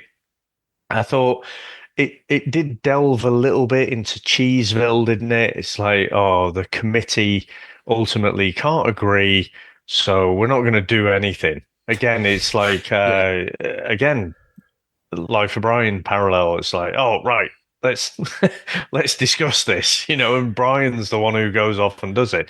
We always worship that heroic effort of the small number. So it was a little bit cheesy either way. They're not going to do it, but they decide they're going to band off and kind of do it on their own anyway. So yeah, I thought that was a good bit. And again, I feel like, well, I feel like this could be a 4-hour podcast, to be honest, because every single section of this movie was deserved. You couldn't trim anything out, I don't think, out of this. There's not a minute wasted on screen, but there is so much that happens, so much lore dumping, so much texture, character building, world building. Just, yeah, I'd always love them fantastic. to remake Rogue One, but literally just do it shot for shot, but add about another 2 hours to it. Because I'm like, I want Yeah, more Saw Gerrera. I want more Mon exactly. Mothma. I want more Yep. this. I would literally, if they said, like, what we're going to, it'd be the only time I'd ever say, remake a movie. And all you do is, you wouldn't have to remake anything on Scarif, really. That stays exactly as it is. But literally let's just make Genevieve O'Reilly look exactly as she does in this, which again, at the end of Andor, she looks incredibly similar. They're so close with it. They would easily be able to make it exactly identical. That's the point. But like, and if they got Jimmy Smits on board, I would just love, make an extended edition of Rogue One, just reshoot. No, don't just add in little scenes. Just reshoot parts. So don't make Tarkin about a foot taller. That would be my request. Yeah. So I'm okay with CGI, and that probably is the one thing that's a little bit, it takes you out of there. But they were still trying to focus and get the mocap stuff right, and it looks great. I mean, again, you think about 2016, some of the technology, some of the turkeys we've watched, with terrible CGI, you really see a massive leap. But I didn't notice in the cinema just how fucking tall he is. And it's the guy from Holby City, isn't it? And so it's just very, very noticeable. Like when Tarkin in New Hope is speaking to Vader, Vader's towering over him. But in Rogue One, because the actor who's doing the Guy mocap Henry. stuff, Yeah, because he's so tall. Tarkin's now so tall. And it's like, it's really noticeable that he's clearly like 6'2" or something. Yeah, and I think you're right there. So Maff, with you and Yavin and also Tarkin, as we've touched upon him, your thoughts on those parts? I thought this should be sacrilege, but I would have just recasted Tarkin. I agree. They did it in Revenge of the Sith. Revenge of the Sith, they've got a guy who kind of looks like Tarkin in it. Yeah, you know? just get someone who looks kind of close. They recast Mon Mothma. Do you know what I mean? It's so weird about Genevieve O'Reilly. I know, again, she was in Revenge of the Sith, so technically you didn't recast her from that. But like, she is only 5 years from Rosaline or whatever her name is from Return of the Jedi. It's only about 4 years from that. So I'm like, it would have made sense. We would have understood. Yeah, I just feel it's fine, but it still kind of takes you out, and it just, I don't know. There's just something about it that just didn't feel right. And I'm not sure why. I just feel that I feel we should just recasted him. I don't kind of. I'm not happy with that bit. And that's the only thing. I just kind of. It just felt odd, and that maybe as well because like I'm thinking, well, he's dead. Really, he shouldn't be there. But it's weird because there's. I mean, we're seeing other species and that. And we're fine with them, but like I don't know. He just took me out of the film a little bit there. So I don't know. I'm not. I will just quickly say Caroline Blackiston is Mon Mothma. Sorry, I got her name completely wrong there. But Caroline Blackiston. Still around. Yeah. She's like, I think she's about 90. Oh, yeah. I think I saw something on social media actually the other day. Yeah. No, sorry, we're linking with that. What about do you both feel the same about Leia then? Yeah, again, Leia looked a bit. It felt like she wasn't there. But it really did feel like she wasn't there. It felt. David, do you remember when you used to get like little sticker magazines? You could like, it was stickers you could place them wherever and keep taking them off and putting them on, and that it felt like she was stuck into the scene and she didn't feel part of the scene.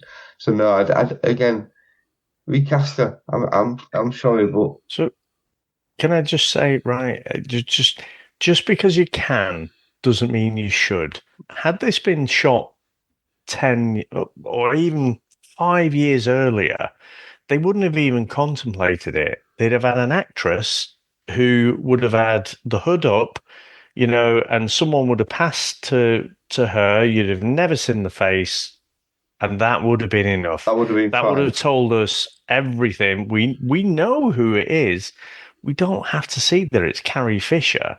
Mm-hmm. So that was the thing that struck me. I think Tarkin had lots of dialogue. So I think, either recast him or do what they did. Why did they just do the hologram? Why don't they just put Tarkin in a hologram that was a bit fuzzy at points and just have him at like a bad signal? So you could have still done the full mocap stuff, but not have it in like up close, clear, crystal clarity stuff. Just have it where he's on a hologram and it's got Ben Mendelsohn like talking to him and make him a bit of fuzzy and be like Tarkin somewhere else in the galaxy making his way there. And then we don't really ever see Tarkin at that area. Do you know what I mean? Like that would have probably solved the problem. Because I think they kind of wanted him there, and that might be why it was so big to kind of have the presence of I'm in charge of you, and that. But it's. I mean, every critical here, we still want Vader's voice. We still want James Earl Jones's voice, because I suppose Vader would sound. I mean, I saw a clip again today, Daniel Prowse kind of doing the Vader lines, and it's like it's horrendous. It just doesn't work. No, but there's loads of people. Our friend BZ, like BZ. Oh no, he's not Brummie, is he? He's like sort of Bristolish way, isn't Bristol, kind of. But if you get like BZ the voice, friend of the pod and stuff, like he does a really great Optimus Prime. He does a great Vader. If you get someone with a similar voice to him, it doesn't take a lot of little editing, because Vader's voice, let's not forget, James Earl Jones' voice, although it's epic and you hear it in like Lion King as well, it is edited because you've got the metallic part of it. You just get someone with a really deep voice like BZ, and you get them and you tweak their voice to make it sound more James Earl Jones-esque, and you make it more metallic. people are going to get it, because there's the whole thing at the moment where everyone's annoyed about his voice being used of AI and not giving other actors a chance to do Vader.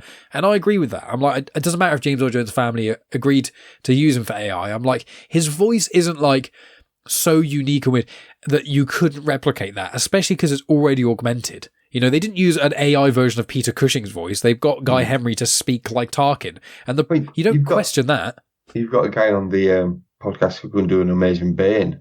And that it's a shame we don't have an Ashley with us as well. But there's people out there who could do it and that. So, I mean, obviously the family must have signed up and said it's all fine and that. So one would hope. I don't know if they did, but I think they probably. Right. I think he signed something. Go ahead. Sorry, I can only theorize that it was. What I said about the prequels, and it was mostly a tech demo. Yeah, it was look at all the cool things that we can do. I feel like the Leia thing in particular was more like that. I feel like everything else is done with such a deft touch and so clever, whereas that is bang on the nose. And it's like, look, in case you didn't realize, in case you didn't make the connection, I think it spoils that. Yeah, exactly. I think it could almost, the Vader scene for me, and the fact that the peril of the guy, he's literally got the plans there, and he sort of passes it through, and then lightsaber comes straight through him, but then the door opens. You're like, fucking hell! Even though I know where it ends up, I'm like, shit, So you could have ended it there, and like I say, if you did it on a really subtle, in the background, you don't really see the face or anything, but it felt like it was right on the nose. It was like trying to slam you in the face of, oh, did you not know this was a prequel to New Hope? But you see, there's a great line by Bale when they mention about can we get the plans out, and he says, I've got someone who can do this, I trust her with my life. And it's like, that's Leia. Obviously we know that's Leia. And then again, if you'd have just seen the white dress and that's it, you'd be like, that's Leia, that's fine. I think then it's like, no, this really is Leia. Look, we're going to show you. This is her. Yeah, I agree. It's too much. Yeah, I agree. But I think we'll move on from the Tarkin and the Leia parts. So we've got there's the Galen Erso stuff on Edu, which I'm not that fussed by that stuff. It's quite ironic that the X-Wing's what kill him. Krennic kills all those engineers, which is quite brutal. You've got Chirrut Imwe's light fire. Yeah, you got Chirrut Imwe's light bow, which is one of the coolest things I've ever seen in my life. Which is when he waits, he shoots the TIE fighter, and it falls and hits the turrets. Love that. I want more characters like Chirrut Imwe. I want more characters that are augmented. What Daredevil or like Steve Rogers or basically characters who are humans which are like really great instincts, stuff like that, but not like basically a god or an immortal being or someone who's insanely powerful with like, every weapon they could Iron Man gets boring at a point because you're like, you have nanotechnology that can challenge Thanos. You're like, this is too much. Spider-Man has that a bit in the Tom Holland movies, which I love Spider-Man, Tom Holland, but at points you're like, you're not in any danger because you've got the Tony Stark ridiculous over the top magic suit. And that's why I think in the new films they're going to take a massive step back from that. But I'm like, I like characters who are like humans, but can still get hurt and killed. Here's a question. All of the stuff that we learned about Cassian in Andor, do we think he'd have hesitated and made that choice with Galen Erso?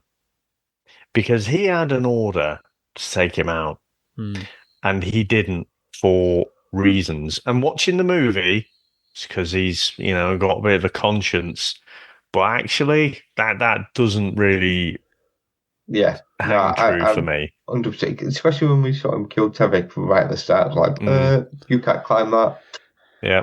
I would agree. There's a chance of stopping the Death Star.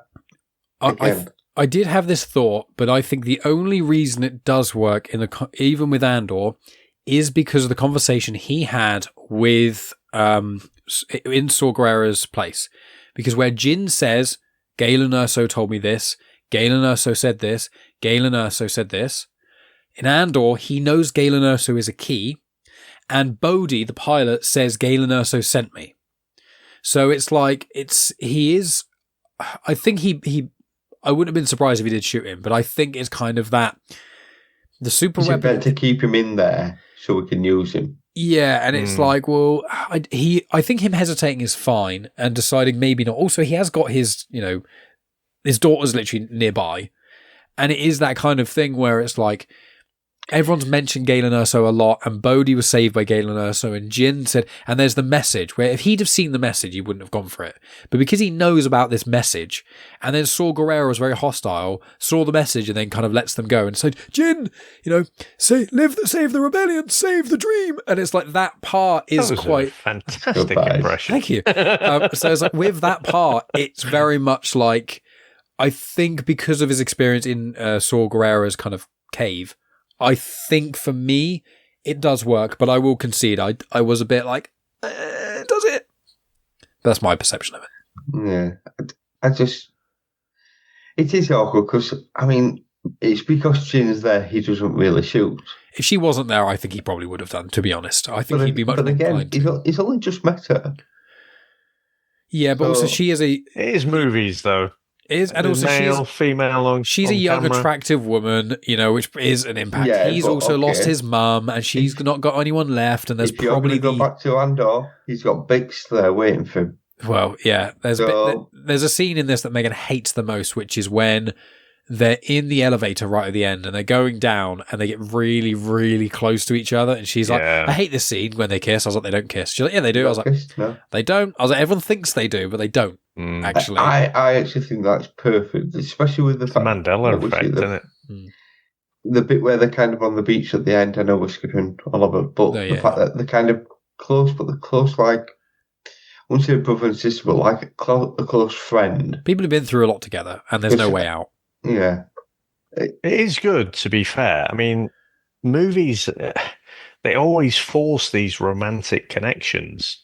And so even though there's tiny bits and you're like, oh, they suggesting stuff there, even with the hindsight and watching, the relationship with Bix and everything, it never really steps beyond where you think, oh, yeah, there's definitely, they both want to or something like that. So it's very cleverly done. I agree. Again, Megan likes that she was fine with the beach part. It was really just that bit in the elevator when they're going down after killing Krennic or killing Krennic and Echoes, and they're really close. She's like, but then when I point out they don't kiss, she was like, oh. And I saw a lot of people online going, I hate the fact that they kiss, and everyone's like, they don't actually rewatch the film.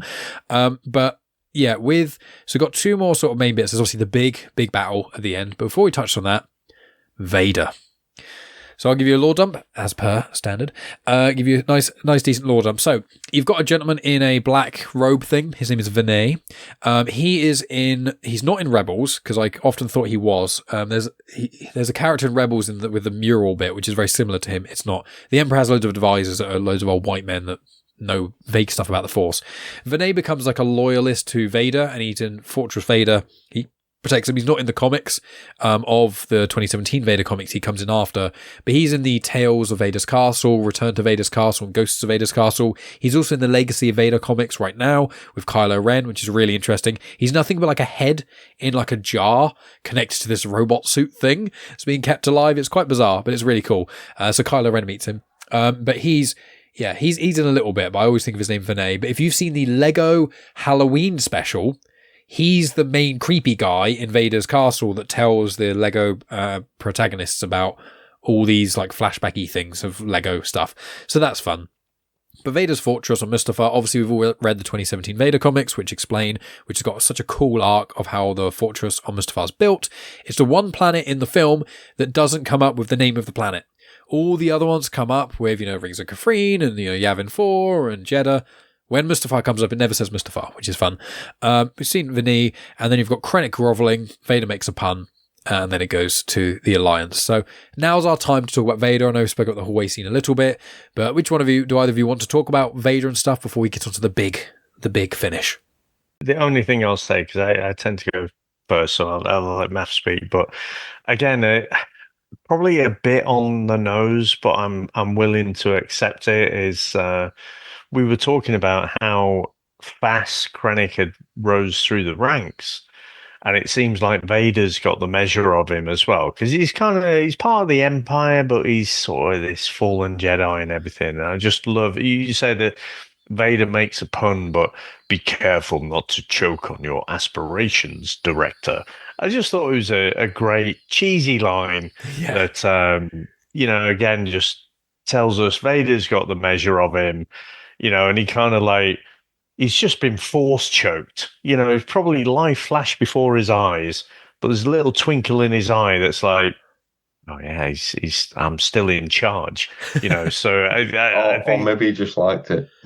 Yeah, well, maybe both. I don't know. It could have been a bit of a Michael Hutchings job there, but yeah, no. Well, to me, the way I interpreted it was he'd gone there to argue his case, that he should still be in charge. Tarkin's trying to do a power grab, trying to take credit for this thing that he's trying to be building for the last decade or so.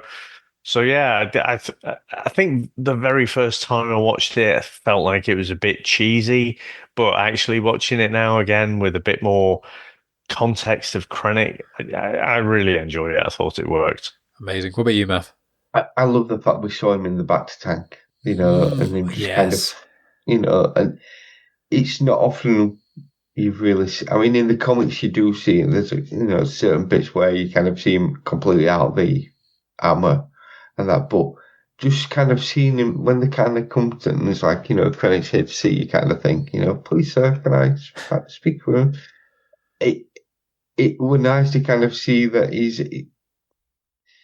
we probably just always think that Vader's just walking around in the suit of armor, or obviously has them moments where he has to kind of go back in the back to and that, and I like to see that. And then, as I say, when he did kind of come out,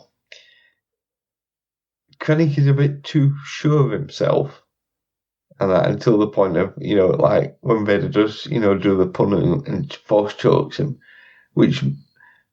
but I do feel that Krennic is Vader's little toy.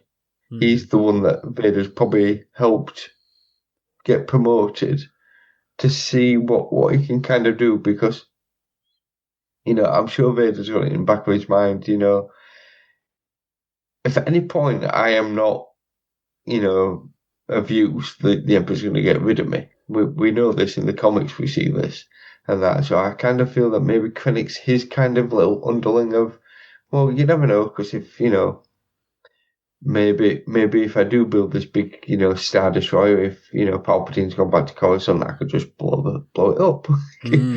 So is it a play there of let's see if this can work, so that maybe I could take the Emperor out at some point. It's an interesting theory, because Krennic isn't really in comics much. He pops up, I think, in that Darth Vader annual #2 I mentioned, and again he's in Rogue One Catalyst. I don't know if it mentions his relationship with Vader, but I think I've never really thought about this until you said that, Maff, but like, it is quite telling. No one really runs to Vader. Do you know what I mean? Exactly. No one goes to his castle by himself, to Fortress Vader by himself to grovel. You're like, you have to be pretty confident Vader's not just going to kill you there. Do you know what I mean? Like, that's what I mean. I feel he's like his puppet. He's, you do these things for me, and I will help you, get promoted. And he probably hates Tarkin as well. Vader probably hates Tarkin, and obviously Krennic hates Tarkin more than anyone. So, yeah, I mean, we've said before about the infighting within the Empire, anyway. But I do kind of feel that Krennic is Vader's little toy, his little, I can use him, and you never know, he may come in handy. He's got this ideas of a Death Star, so maybe that was the plan behind it with Vader. It's like, because otherwise, when it all goes tits up, Vader would have just killed it. That is true, and Vader, I think with Vader as well, I think Vader, he couldn't mess with Tarkin in the same way, but Krennic he can manipulate a lot better and a lot easier, because Krennic is so desperate to go sort of up the ranks. He's like Jedha, to be fair. Yeah. You can kind of see the move, because Jedha is so keen to I mean, it's like when what's the planet called? Is it Scarif? Yeah, where the big fight happens. And that when Krennic's like, when he sees all the explosions going off, it's like, where are the plans? And that, and he's got so caught up in things, he's not kind of taken a minute to think about why he should be there and that. But yeah, I do feel that Krennic's Vader's little toy. Interesting. Do you have something to add, Dave? I think you saw you looking up stuff. No, I think Vader sees himself outside of the ladder climbing. Yeah. Whereas, a lot of the other guys in the Empire, they're trying to ladder climb, aren't they? I was actually thinking about the guy. I was going to ask you the question because you probably know his name, but the guy who's taking the piss out of Vader in New Hope. If you think, yeah. So you go through all this context, and it's like, oh, it's not a secret. Vader is a fucking cold-blooded killer. Oh, yeah. And very, very powerful. And this guy is, fuck you and your sorcerer's ways. This Death Star, fucking arsehole. So, like, the ball's on you, mate. Well done, but not the smartest move ever. So yeah, I just love again the thing about Star Wars. You think about all these connections, and again, I don't study the lore and the connections of places and all that sort of stuff, but just these little nods. And again, one of the things we praised Andor for is just it's a great story. It stands up there with the likes of Game of Thrones. It just happens to be a Star Wars story. But that's not to say it is not absolutely consistent with the lore, and they've somehow managed with Rogue One, with Andor, to land this where it's a great, great story, but it does respect the lore as well. It has its little Easter eggs. It has its little nods, that the fans can go, oh, look, the guy got his arm chopped off in Tatooine, in the bar, in the cantina. So yeah, no, just I just thought back to that bloke where he was just sledging Vader. I would say the only retcon sort of in Andor is K-2SO's origins, but Styles explained, Alex, he mentioned an interesting thing on one of his recent conversations, which was Draven, after finding out that K-2SO, says, I'm striking this from the record. And so one could probably headcanon hand wave it away to go, maybe the K-2SO comic is almost the propaganda version of how Andor got K-2SO to try and hide the fact of the Gorman stuff. And, that's a lot more hand wavy than anything. But it is, originally when Andor Season 1 was made, there's a visual dictionary, I think Rogue One, and it says that Andor's from Fest. But actually, he's from, Ferrix, and actually from that other planet beforehand. And the reason is because in universe, one of the characters, I think Cyril, looks up Andor and it says, oh, he's from Fest. And then it turns out because Marva changed the Imperial system. And I was like, that's a very clever way in universe to correct a visual dictionary inconsistency to make it fit into the canon without it being you have to ignore this part, which is what Filoni often does. So I wonder if the stricken from the record thing, maybe that's what it is. It's a rebel fabrication. And that's quite a cool explanation from Alex Damon. But aside from that, that's the only retcon. And again, it's one that I think works much better. The comic isn't amazing. But you mentioned K2. Some of his lines. To be fair, we haven't spoken. Let's go into K2 before we get into Scarif. There's a bit when they're loading the ship and he's like, she's got a blaster. I want a blaster. He's like, she hasn't got a blaster. Yeah, she has. And that, and like, then Andor, Cassian and Jin have that kind of, and she says, trust is earned, so he allows to have it. But then K2 says, it's a really bad idea bringing her with it. But what do I know? I'm just a strategic analyst. And it's just all these little sassy, things. Isn't he? It's just so, yeah. And then later on when they all kind of stand up and they're like, we're with you, Jin, we're going to kind of go with it. And he goes, Jin, I'll be there for you. Cassian told me I had to say that. Yeah, that's my favourite line. Still, every time I hear it cracks me up. And it's just perfect. But, I mean, I think that makes it to the end when he's sacrificed at the end. I mean, he's so quick with it, but he does get his own blaster at one point. Well, she gives it to him, doesn't she? And he says that nice thing to Jin. Sweet moment. You continuously unexpectedly, and it's like a real nice thing. But I mean, it's just. I think that's what pays off to the bit when he kind of sacrifices himself for them at the end of it, and that. But even when there's times when he tries to play off, they're my prisoners. Tell me where to take them, though. Yeah, he's that comic relief that you need in there, just a little bit, and that to kind of make the film, just to kind of break it up a little bit, because it's very serious, and that there's a lot of action here, but at times you do need that. He's kind of that straight man, and that, and I just think without him in the film, because I mean, it's like the guy with. Chirrut is played Chirrut way, yeah. The guy with him, that's Baze Malbus. And that them two kind of work well together as well. They're kind of an opposite thing, and there's a brother, like a Bert and Ernie almost. Yeah. But there's little moments in this where you just kind of they've got that character perfect for this scene, and then I say K2 is just funny going into this. I couldn't really remember much about him. I'm loving him in Andor. And seeing him in this again, I may watch it again over the weekend because just for K2 himself at times. I want more K2. I mean, I'm glad that we had him the amount we had him in Andor season 2 because he didn't. I think I loved the amount he was in, but I feel like more of him would have taken away from the seriousness of the Gorman stuff and etc. But I love K2. He's one of my favorite droids. He's one of Megan's favorites. But I will say, I think one thing that Scott said, which has stuck with me. And I can't remember if it was in our big journey to Rise of Skywalker, obviously when I first really connected with you, Dave, aside from our Dread conversation. But like, it was either that or it was when Scott and I were doing the comics on trial for Phantom Menace. But he mentioned about humour. And his very point, and I always remember this, is that in the original trilogy, the funny parts of Star Wars is the humour. There's the odd funny line that is said, but there's no jokes. There's not a written joke. In the prequels, and I think to a degree in The Last Jedi as well, which is why the humour of that film is quite uneven, there are scenes that occur that are jokes.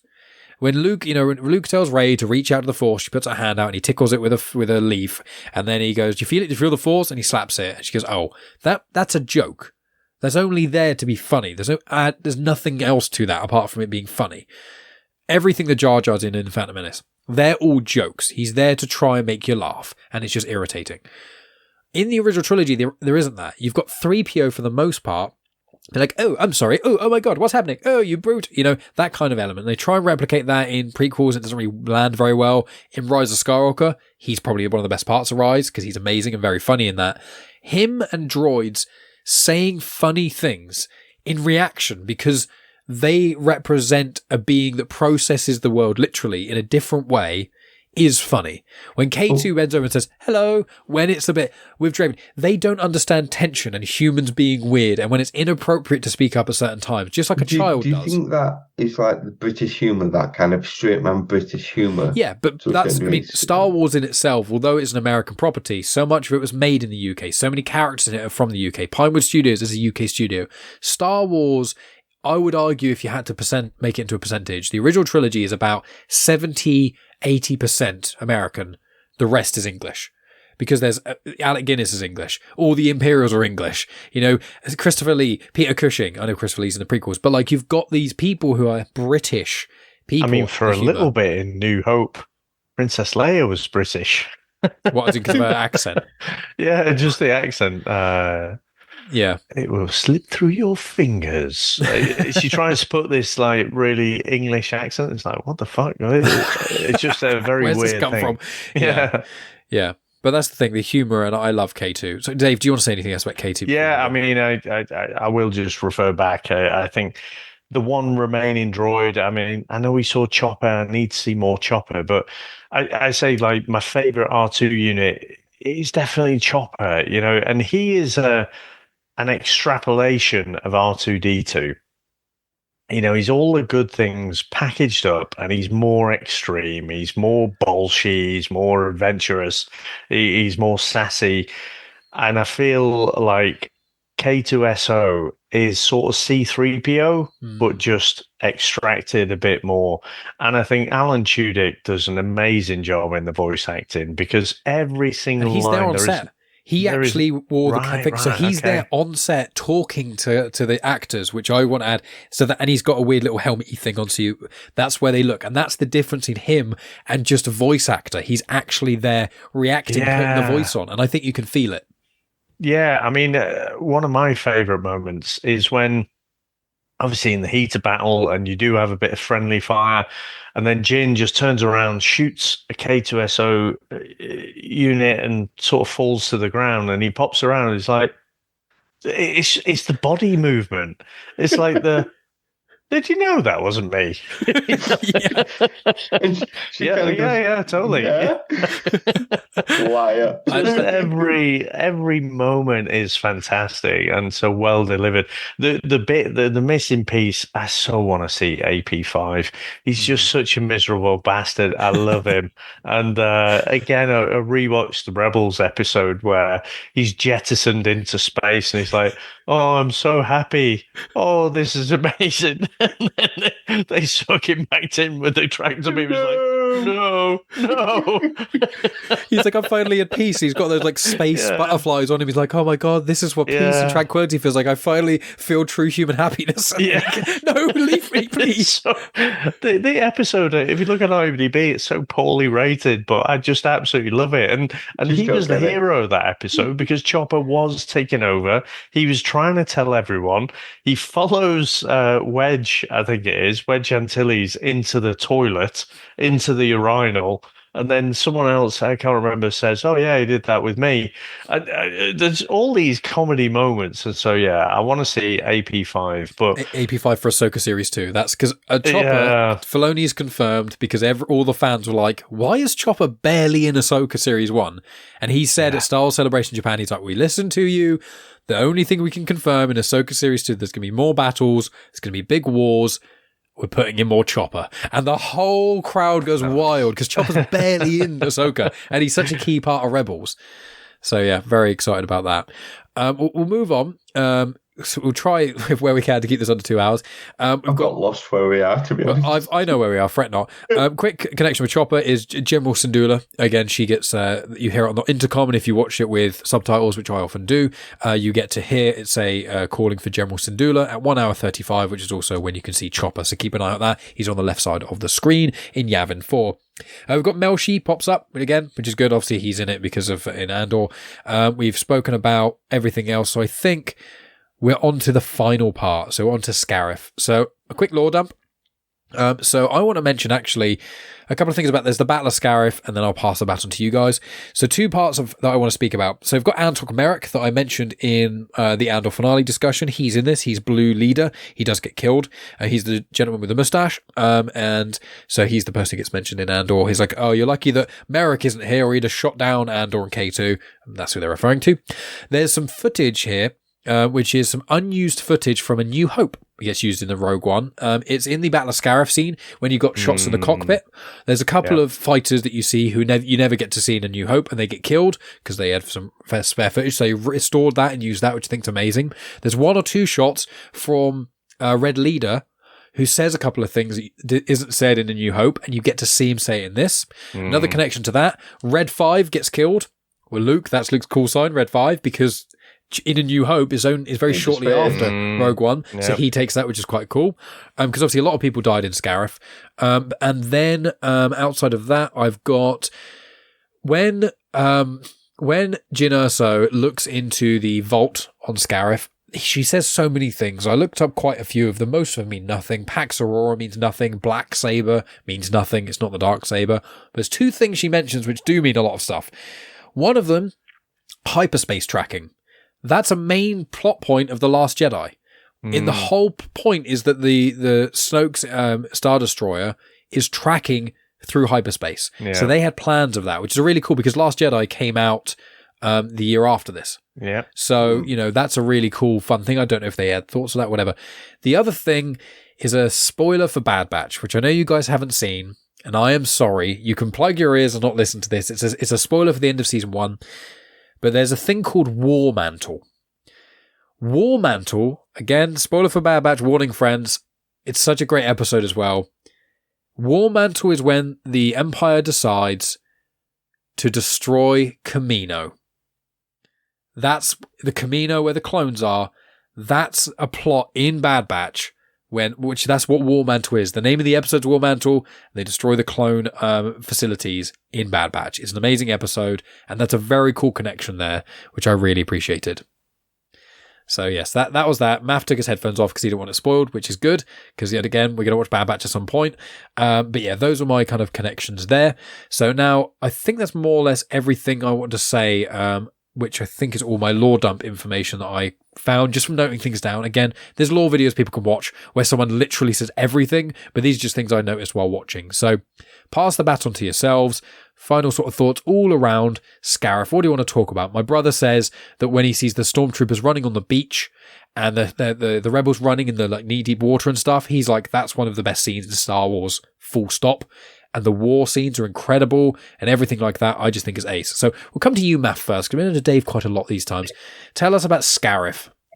I mean, I love the feel of it. It feels like where they kind of got a military base operation. It really does. Going back quickly, Mon mentions to Bail before this happens, like, you need to speak to your Jedi friend. Yeah.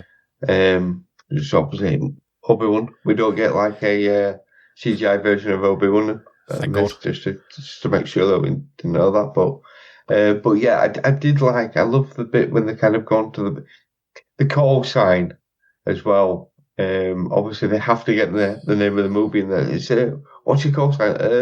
Rogue One? There is no Rogue One. There is now. But I think the good thing there is we do get what's the pilot? Is the pilot called Bodhi? Yeah. Yeah. Bodhi then is starting to come into himself. He's starting to get, and maybe one could say he's recovering from Bor Gullet. Yeah. I know he's defected and that, but he then really, I at first thought, is he just kind of a means to an end? But then he actually becomes, and it's very important, especially when they're trying to get the communication wires as well. The signal. Yeah. And that. But it feels like, it feels a bit like, I mean, Platoon kind of, you feel they're having danger, and the whole kind of, it's just a group of guys that are like, we believe in you, Jin, we're going to follow you. Not just because Cassian says so, but we are actually going to follow you. You feel the peril there, and also the fact that a lot of them are there going, knowing they're not going to come back. And that, so they're giving something more to the cause. I just, they nail it. It really do. And is it when Krennic's kind of on the bridge of, where he is, and he's looking out, and all of a sudden the explosion starts going on, and the penny drops of, oh shit. And that, it's the first time, other than with Vader, again, I think it's secretly like that. It's the first time you really see him flustered. And like, shit, right, where are the plans? But, right, give me there.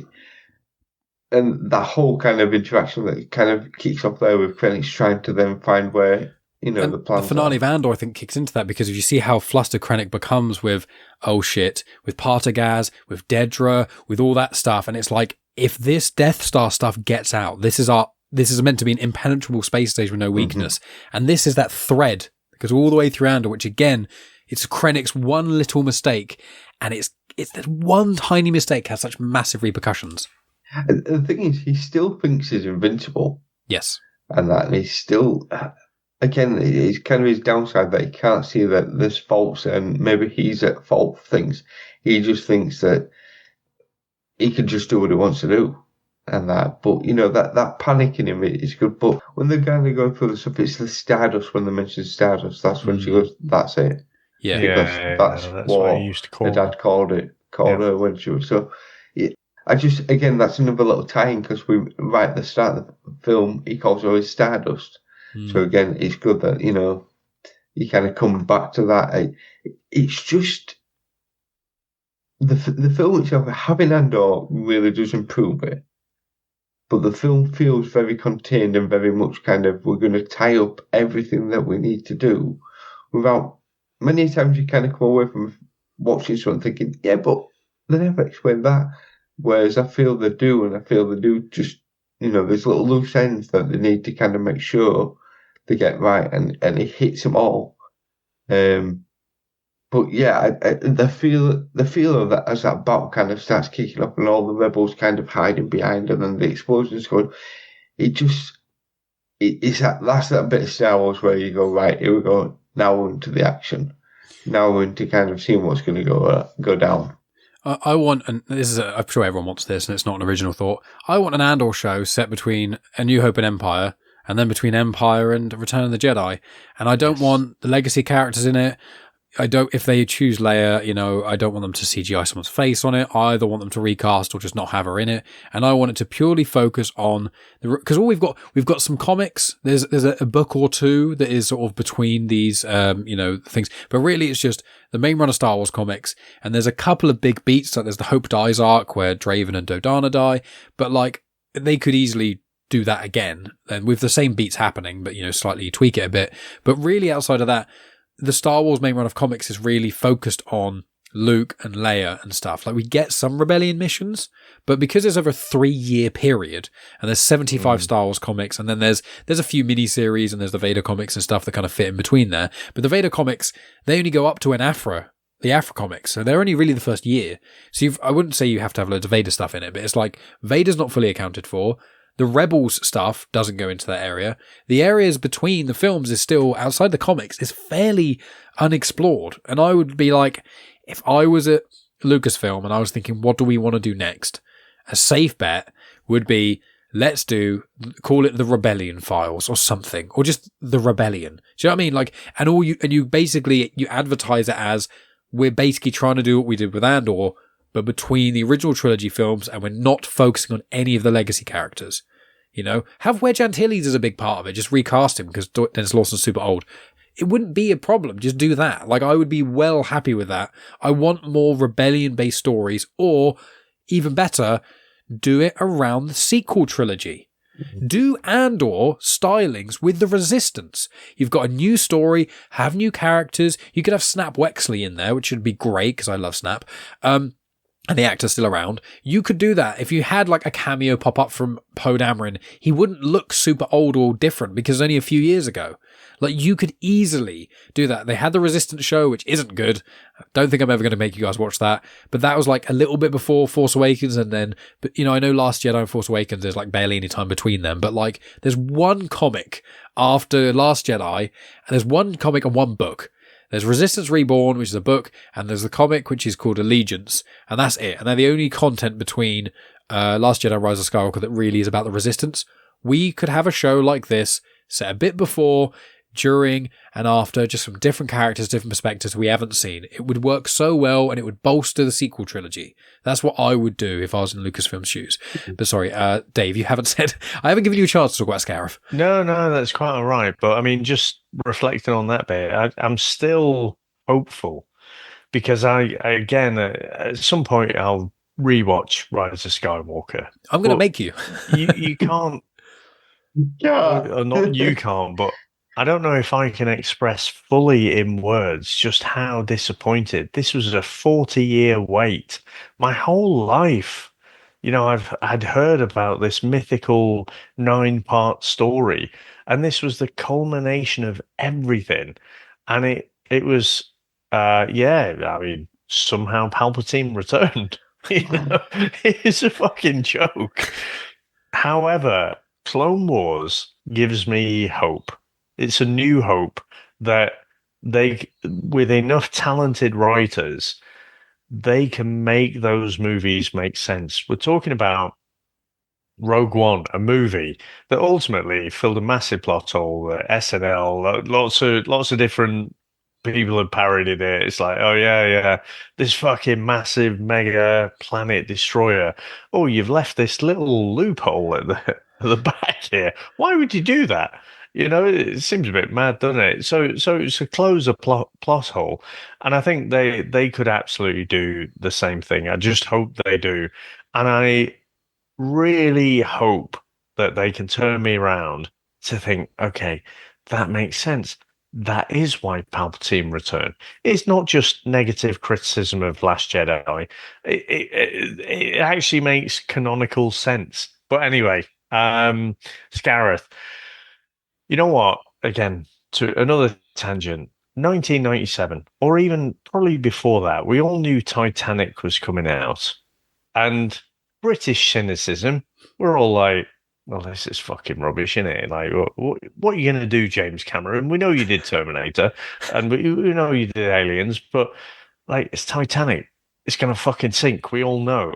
And there was a real cynicism about Titanic coming out, and including me. And, I was with my partner at the time. It's like, oh, fucking hell, you're going to go and watch a chick flick, going to go and watch Titanic. And it gets to about halfway through the movie, and you're invested in this character story, and then it's like, oh, there's a fucking iceberg there, and you're like, no, I don't want that to happen. No, that can't happen. I'm invested. I like these characters, Um, I mean, I'm not sure Rose did. Still think there was enough room, but anyway, so it was like that getting into the final act for this. It's like, I've watched the film before. I know what's happening.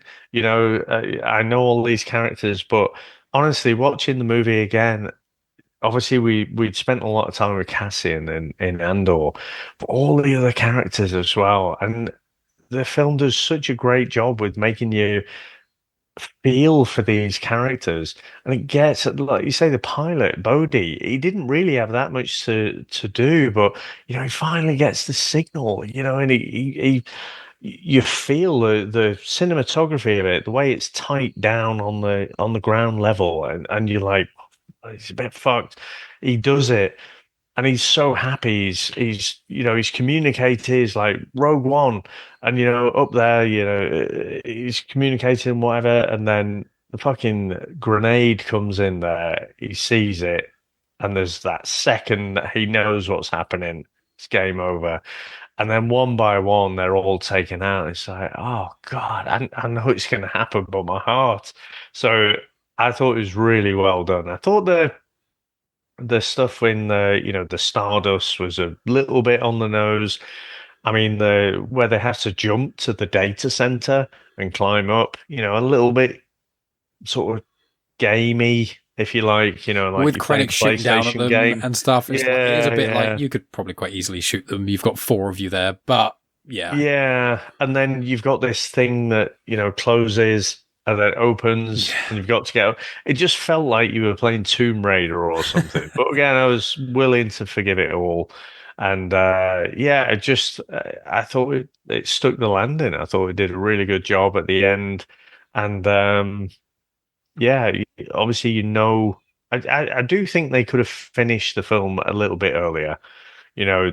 We spent all this time with the characters, loved the Vader scene. I actually don't think, I think the Vader scene on its own, I think I'm neutral to whether that moves my rating for the movie up or down. I think it's an absolutely iconic scene. And actually, now that I think about it, I think you are right, Maff. I think it is Hell's Bells. As I think to that scene now, I'm sure it's AC/DC Hell's Bells that I've seen it too, but I've seen probably a few others as well. But yeah, amazing, iconic scene. But it's a character that doesn't belong necessarily in the story. It's a character from another story.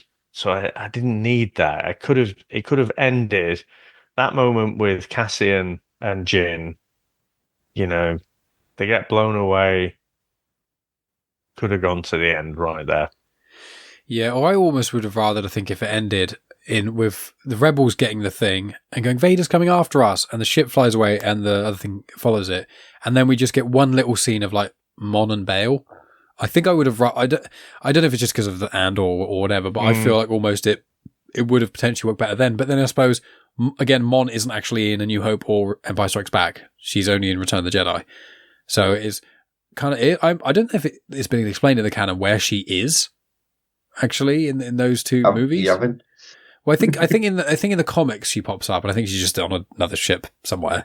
But you know, I really enjoyed the space battle. I love the way the fact that and Radis them and stuff. trying to take out the shield, and to the point where it's like, okay, that Star Destroyer is not moving, and I just love the fact of right, ram it, and they just take it down, and the Hammerhead Corvette.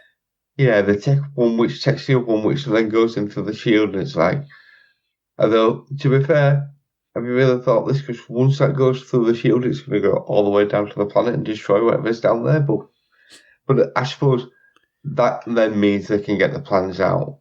You know, that's the mission at the end of the day. But that whole scene of that, you know, like I say, back on the beach, and when Bodhi's trying to pull the, you know, you can see, okay, I need to get that wire across here, and that, like Dave's saying, you feel that tension, like he's gonna do it. Is he? Yeah, he's gonna do it. He's gonna do it, and that. But when it pays off, but then that grenade comes in, it's like, oh shit, I forgot that you died.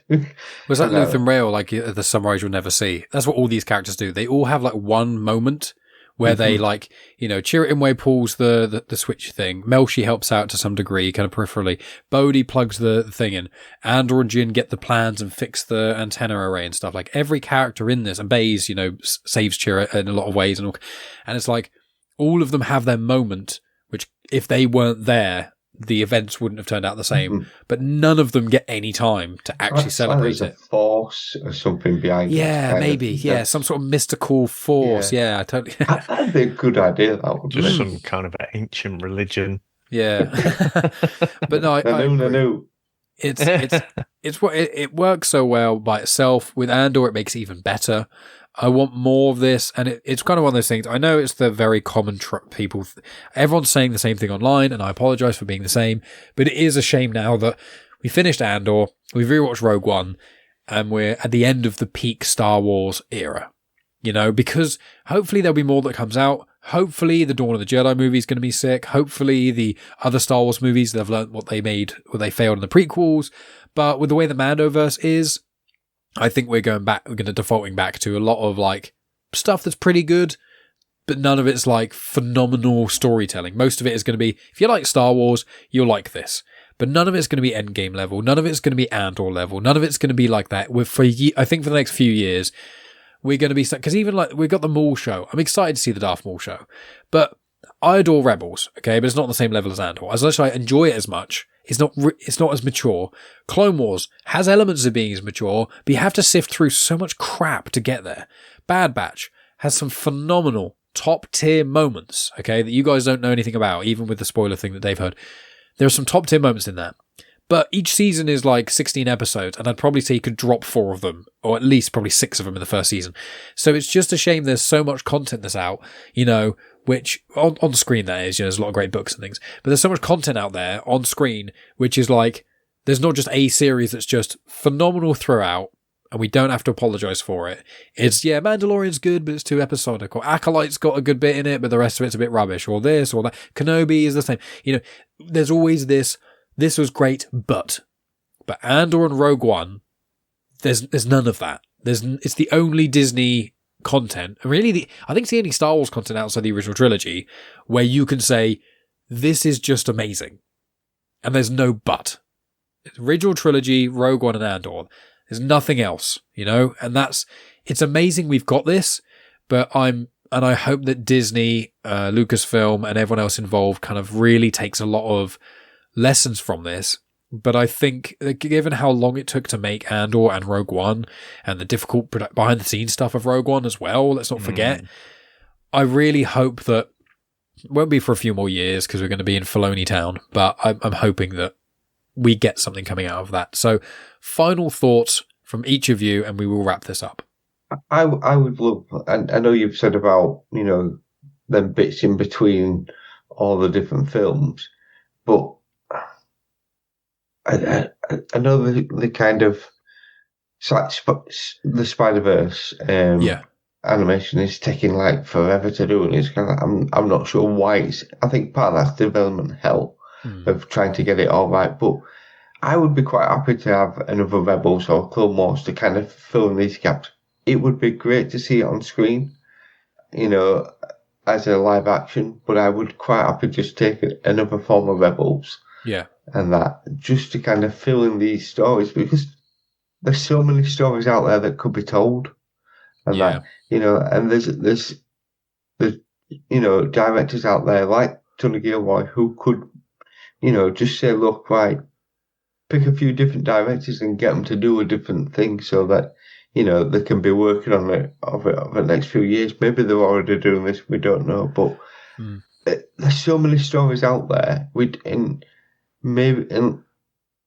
keep away from the Star Wars, the Skywalker stuff. Move away from that because there's so many different stories you can tell, like Andor, like Rogue One, and that which it does link there, but at the same point, it's not about them. Old Republic. Let's go Old Republic with someone like Gilroy at the helm. Completely new era, thousands of years ago. Jedi and Sith. Have Revan. Revan or Malak or new people. That's what I would want. If I had a magic wand, I'd be like, right, Tony Gilroy, change your mind. Decide to make Star Wars again and make a series that finishes in a big movie crescendo. Basically 2 series and a movie of the Old Republic set 2,000 years ago, or of Bane or something. That would be ideal because then the dramatic tension is fully there. But what about yourself, Dave? Any final thoughts? I mean, you said hope a lot in that final wrap up there, and I just, we have to remember that rebellions are built on hope. Oh God, I love it. Very nice. So I do think, we have, I think with Andor and Rogue One, we've been rewarded as Star Wars fans. We've trudged through some of the other stuff, and it's been very patchy. It's been very kind of 5, 6, 7 out of 10. And we went through Rebels, we went through Clone Wars, and for me at least, I kind of get past the animation and I can get into the story, but it's never quite the same as having a Star Wars movie that just fires on all cylinders. So I don't know where this goes. I think I said on our previous episode, whenever that was, I actually think this is my favorite bit of the Star Wars canon. The bit before and including New Hope. The Rebels, the Andor, the Rogue One, that bit that leads up to the end of New Hope, where they destroy the Death Star, the original Death Star. And so, for whatever it is, it just captures my imagination more than the other bits. But yeah, I think I've loved this exercise. I've loved being able to hold off watching Rogue One till the end of Andor season 2, and looking at it with a slightly critical eye as well, looking for there's little bits there, but again, I think you can watch things sometimes, and you can be, I'm going to find something because I know I'm going to be critical of it. We know that Andor, Cassian, he looks a little bit younger than he does in Andor. I don't care about that, and the stuff. I think he'd have made a more ruthless decision in terms of killing off Galen there. So stuff like that, I don't care about. This is just a fantastic movie. If it wasn't set in the Star Wars universe, it would still be a fantastic movie. Again, I feel like the sense of tension, the fact that it is more of a war movie, that's more of the comparison. The fact that it makes you care about the characters, the music, is enough of a staple, but they use it sparingly when they have to. They have some cameos, but I think actually if they didn't have as many of the cameos, I think the movie would still stand up itself. So yeah, been a brilliant journey to get here. And my hope is just that something happens in the future, whatever Disney and the creative powers that are, whatever they do, I just want it to make Rise of Skywalker make fucking sense. And then, Maff, I know that I asked you for some final statements, but we spoke a little bit about a series, and then I kind of trailed off. So is there any final thoughts you want to say before we actually fully... Yeah, kind of going off what Dave said, that, I mean, like you say, this is a war movie. This is like an Apocalypse Now, a Platoon kind of film. And what makes it work is the characters. And the characters in this is what makes this work. And the fact that none of them have got plot armor, really. And that none of the main ones who, to be fair, we actually know the plot armor is they're going to get killed, I suppose. But you still you don't know at what point that's going to happen. I did also, I know, you said about the scene in the elevator and, they're close to kissing, but they don't. But like I said, that final shot of them two on the beach is the kind of, it's like a nuclear bomb kind of coming in. It's nice and it's bad. It's a nice way to kind of send them off in a way. It's a horrible way to send them off, I suppose. It's quite beautiful, quite poetic. Yeah, it's they've done what they've set out to do, and this goes back to Luthen, when Luthen says to Cassian, we're probably not going to see the sunrise. I mean, in a way, it's like a sunrise coming towards him, and that it's a perfect way to kind of finish his story, and that, forget about the whole Bix and all the rest of it there, because he's not aware of that, but I just think it signs him off in the perfect way, and that. And although, again, it's not his film, it's Jin's film, but with watching Andor, you kind of now, it's his film as well, and I just think it's done with a nice little bow at the end of it. This is all perfect, and fair enough, we know what comes afterwards, some good, some bad, and that, but as a movie itself, this is just top tier. I mean, we know Bix, we saw her with the little baby, little Cassian. Maybe he's got some part to play in Palpatine returning. They could do all sorts, couldn't they? Yeah, I think the Mandoverse, I think, is trying to sort of tackle that at the moment. I think that's what a lot of the, in Mandalorian there, the whole clone area and the whole stuff of cloning with Moff Gideon and etc. So I think they are kind of, the Mandoverse is trying to be the Clone Wars for the sequels, but again, it's only 5 years after Return of the Jedi, so I think they're going to do all that stuff, and then I think they are going to jump and do stuff a lot closer to the sequel trilogy, because aside from the Poe Dameron comics, and like one or two books, and like one or two other comics, there's really nothing for the first 5 years leading up to the sequel trilogy. I appreciate you both joining me again on this journey, and both guesting on the Andor Season 2 discussion shows, obviously coming back for the Rogue One, and obviously if anyone is listening and they haven't listened to us talk before, please check out Clone Wars Conversations on the podcast feed of Star Wars Chit-Chat. You can listen to the audio versions of that, or if you want the video versions without annotation, they are on the feed of Genuine Chit-Chat, or if you're subscribed to Star Wars Chit-Chat, I'm going to be re-editing them and putting them out there so people can see them in full annotated glory, and a lot more better editing in that regard. But, thank you both for coming on the show. As always, you can find myself at Genuine Chit Chat on all the social media places. You can find me at Star Wars Chit Chat on Instagram, specifically for a lot more Star Wars reels and things, and on YouTube. That should be where you are watching this. You can find, all my Genuine Chit Chat stuff. They've done lots of cool interviews and stuff like that with lots of different people, including one coming out very soon. And also next week, I'm going to be tackling the Bristol Film Festival, which is called Forbidden Worlds Film Festival, with Spider Dan. There's going to be a lot of content coming out for that on Genuine Chit Chat. Myself and Maff, and also Dave, all three of us have been on the 20th Century Geek podcast quite a lot, talking about Superman, the Reeves Superman. And so Maff and I did the Superman documentary and did a Reeve roundup. And also I was on episode 1 and 2 of Superman, and Dave was on episode 3 of Superman 3, the Richard Pryor Superman film.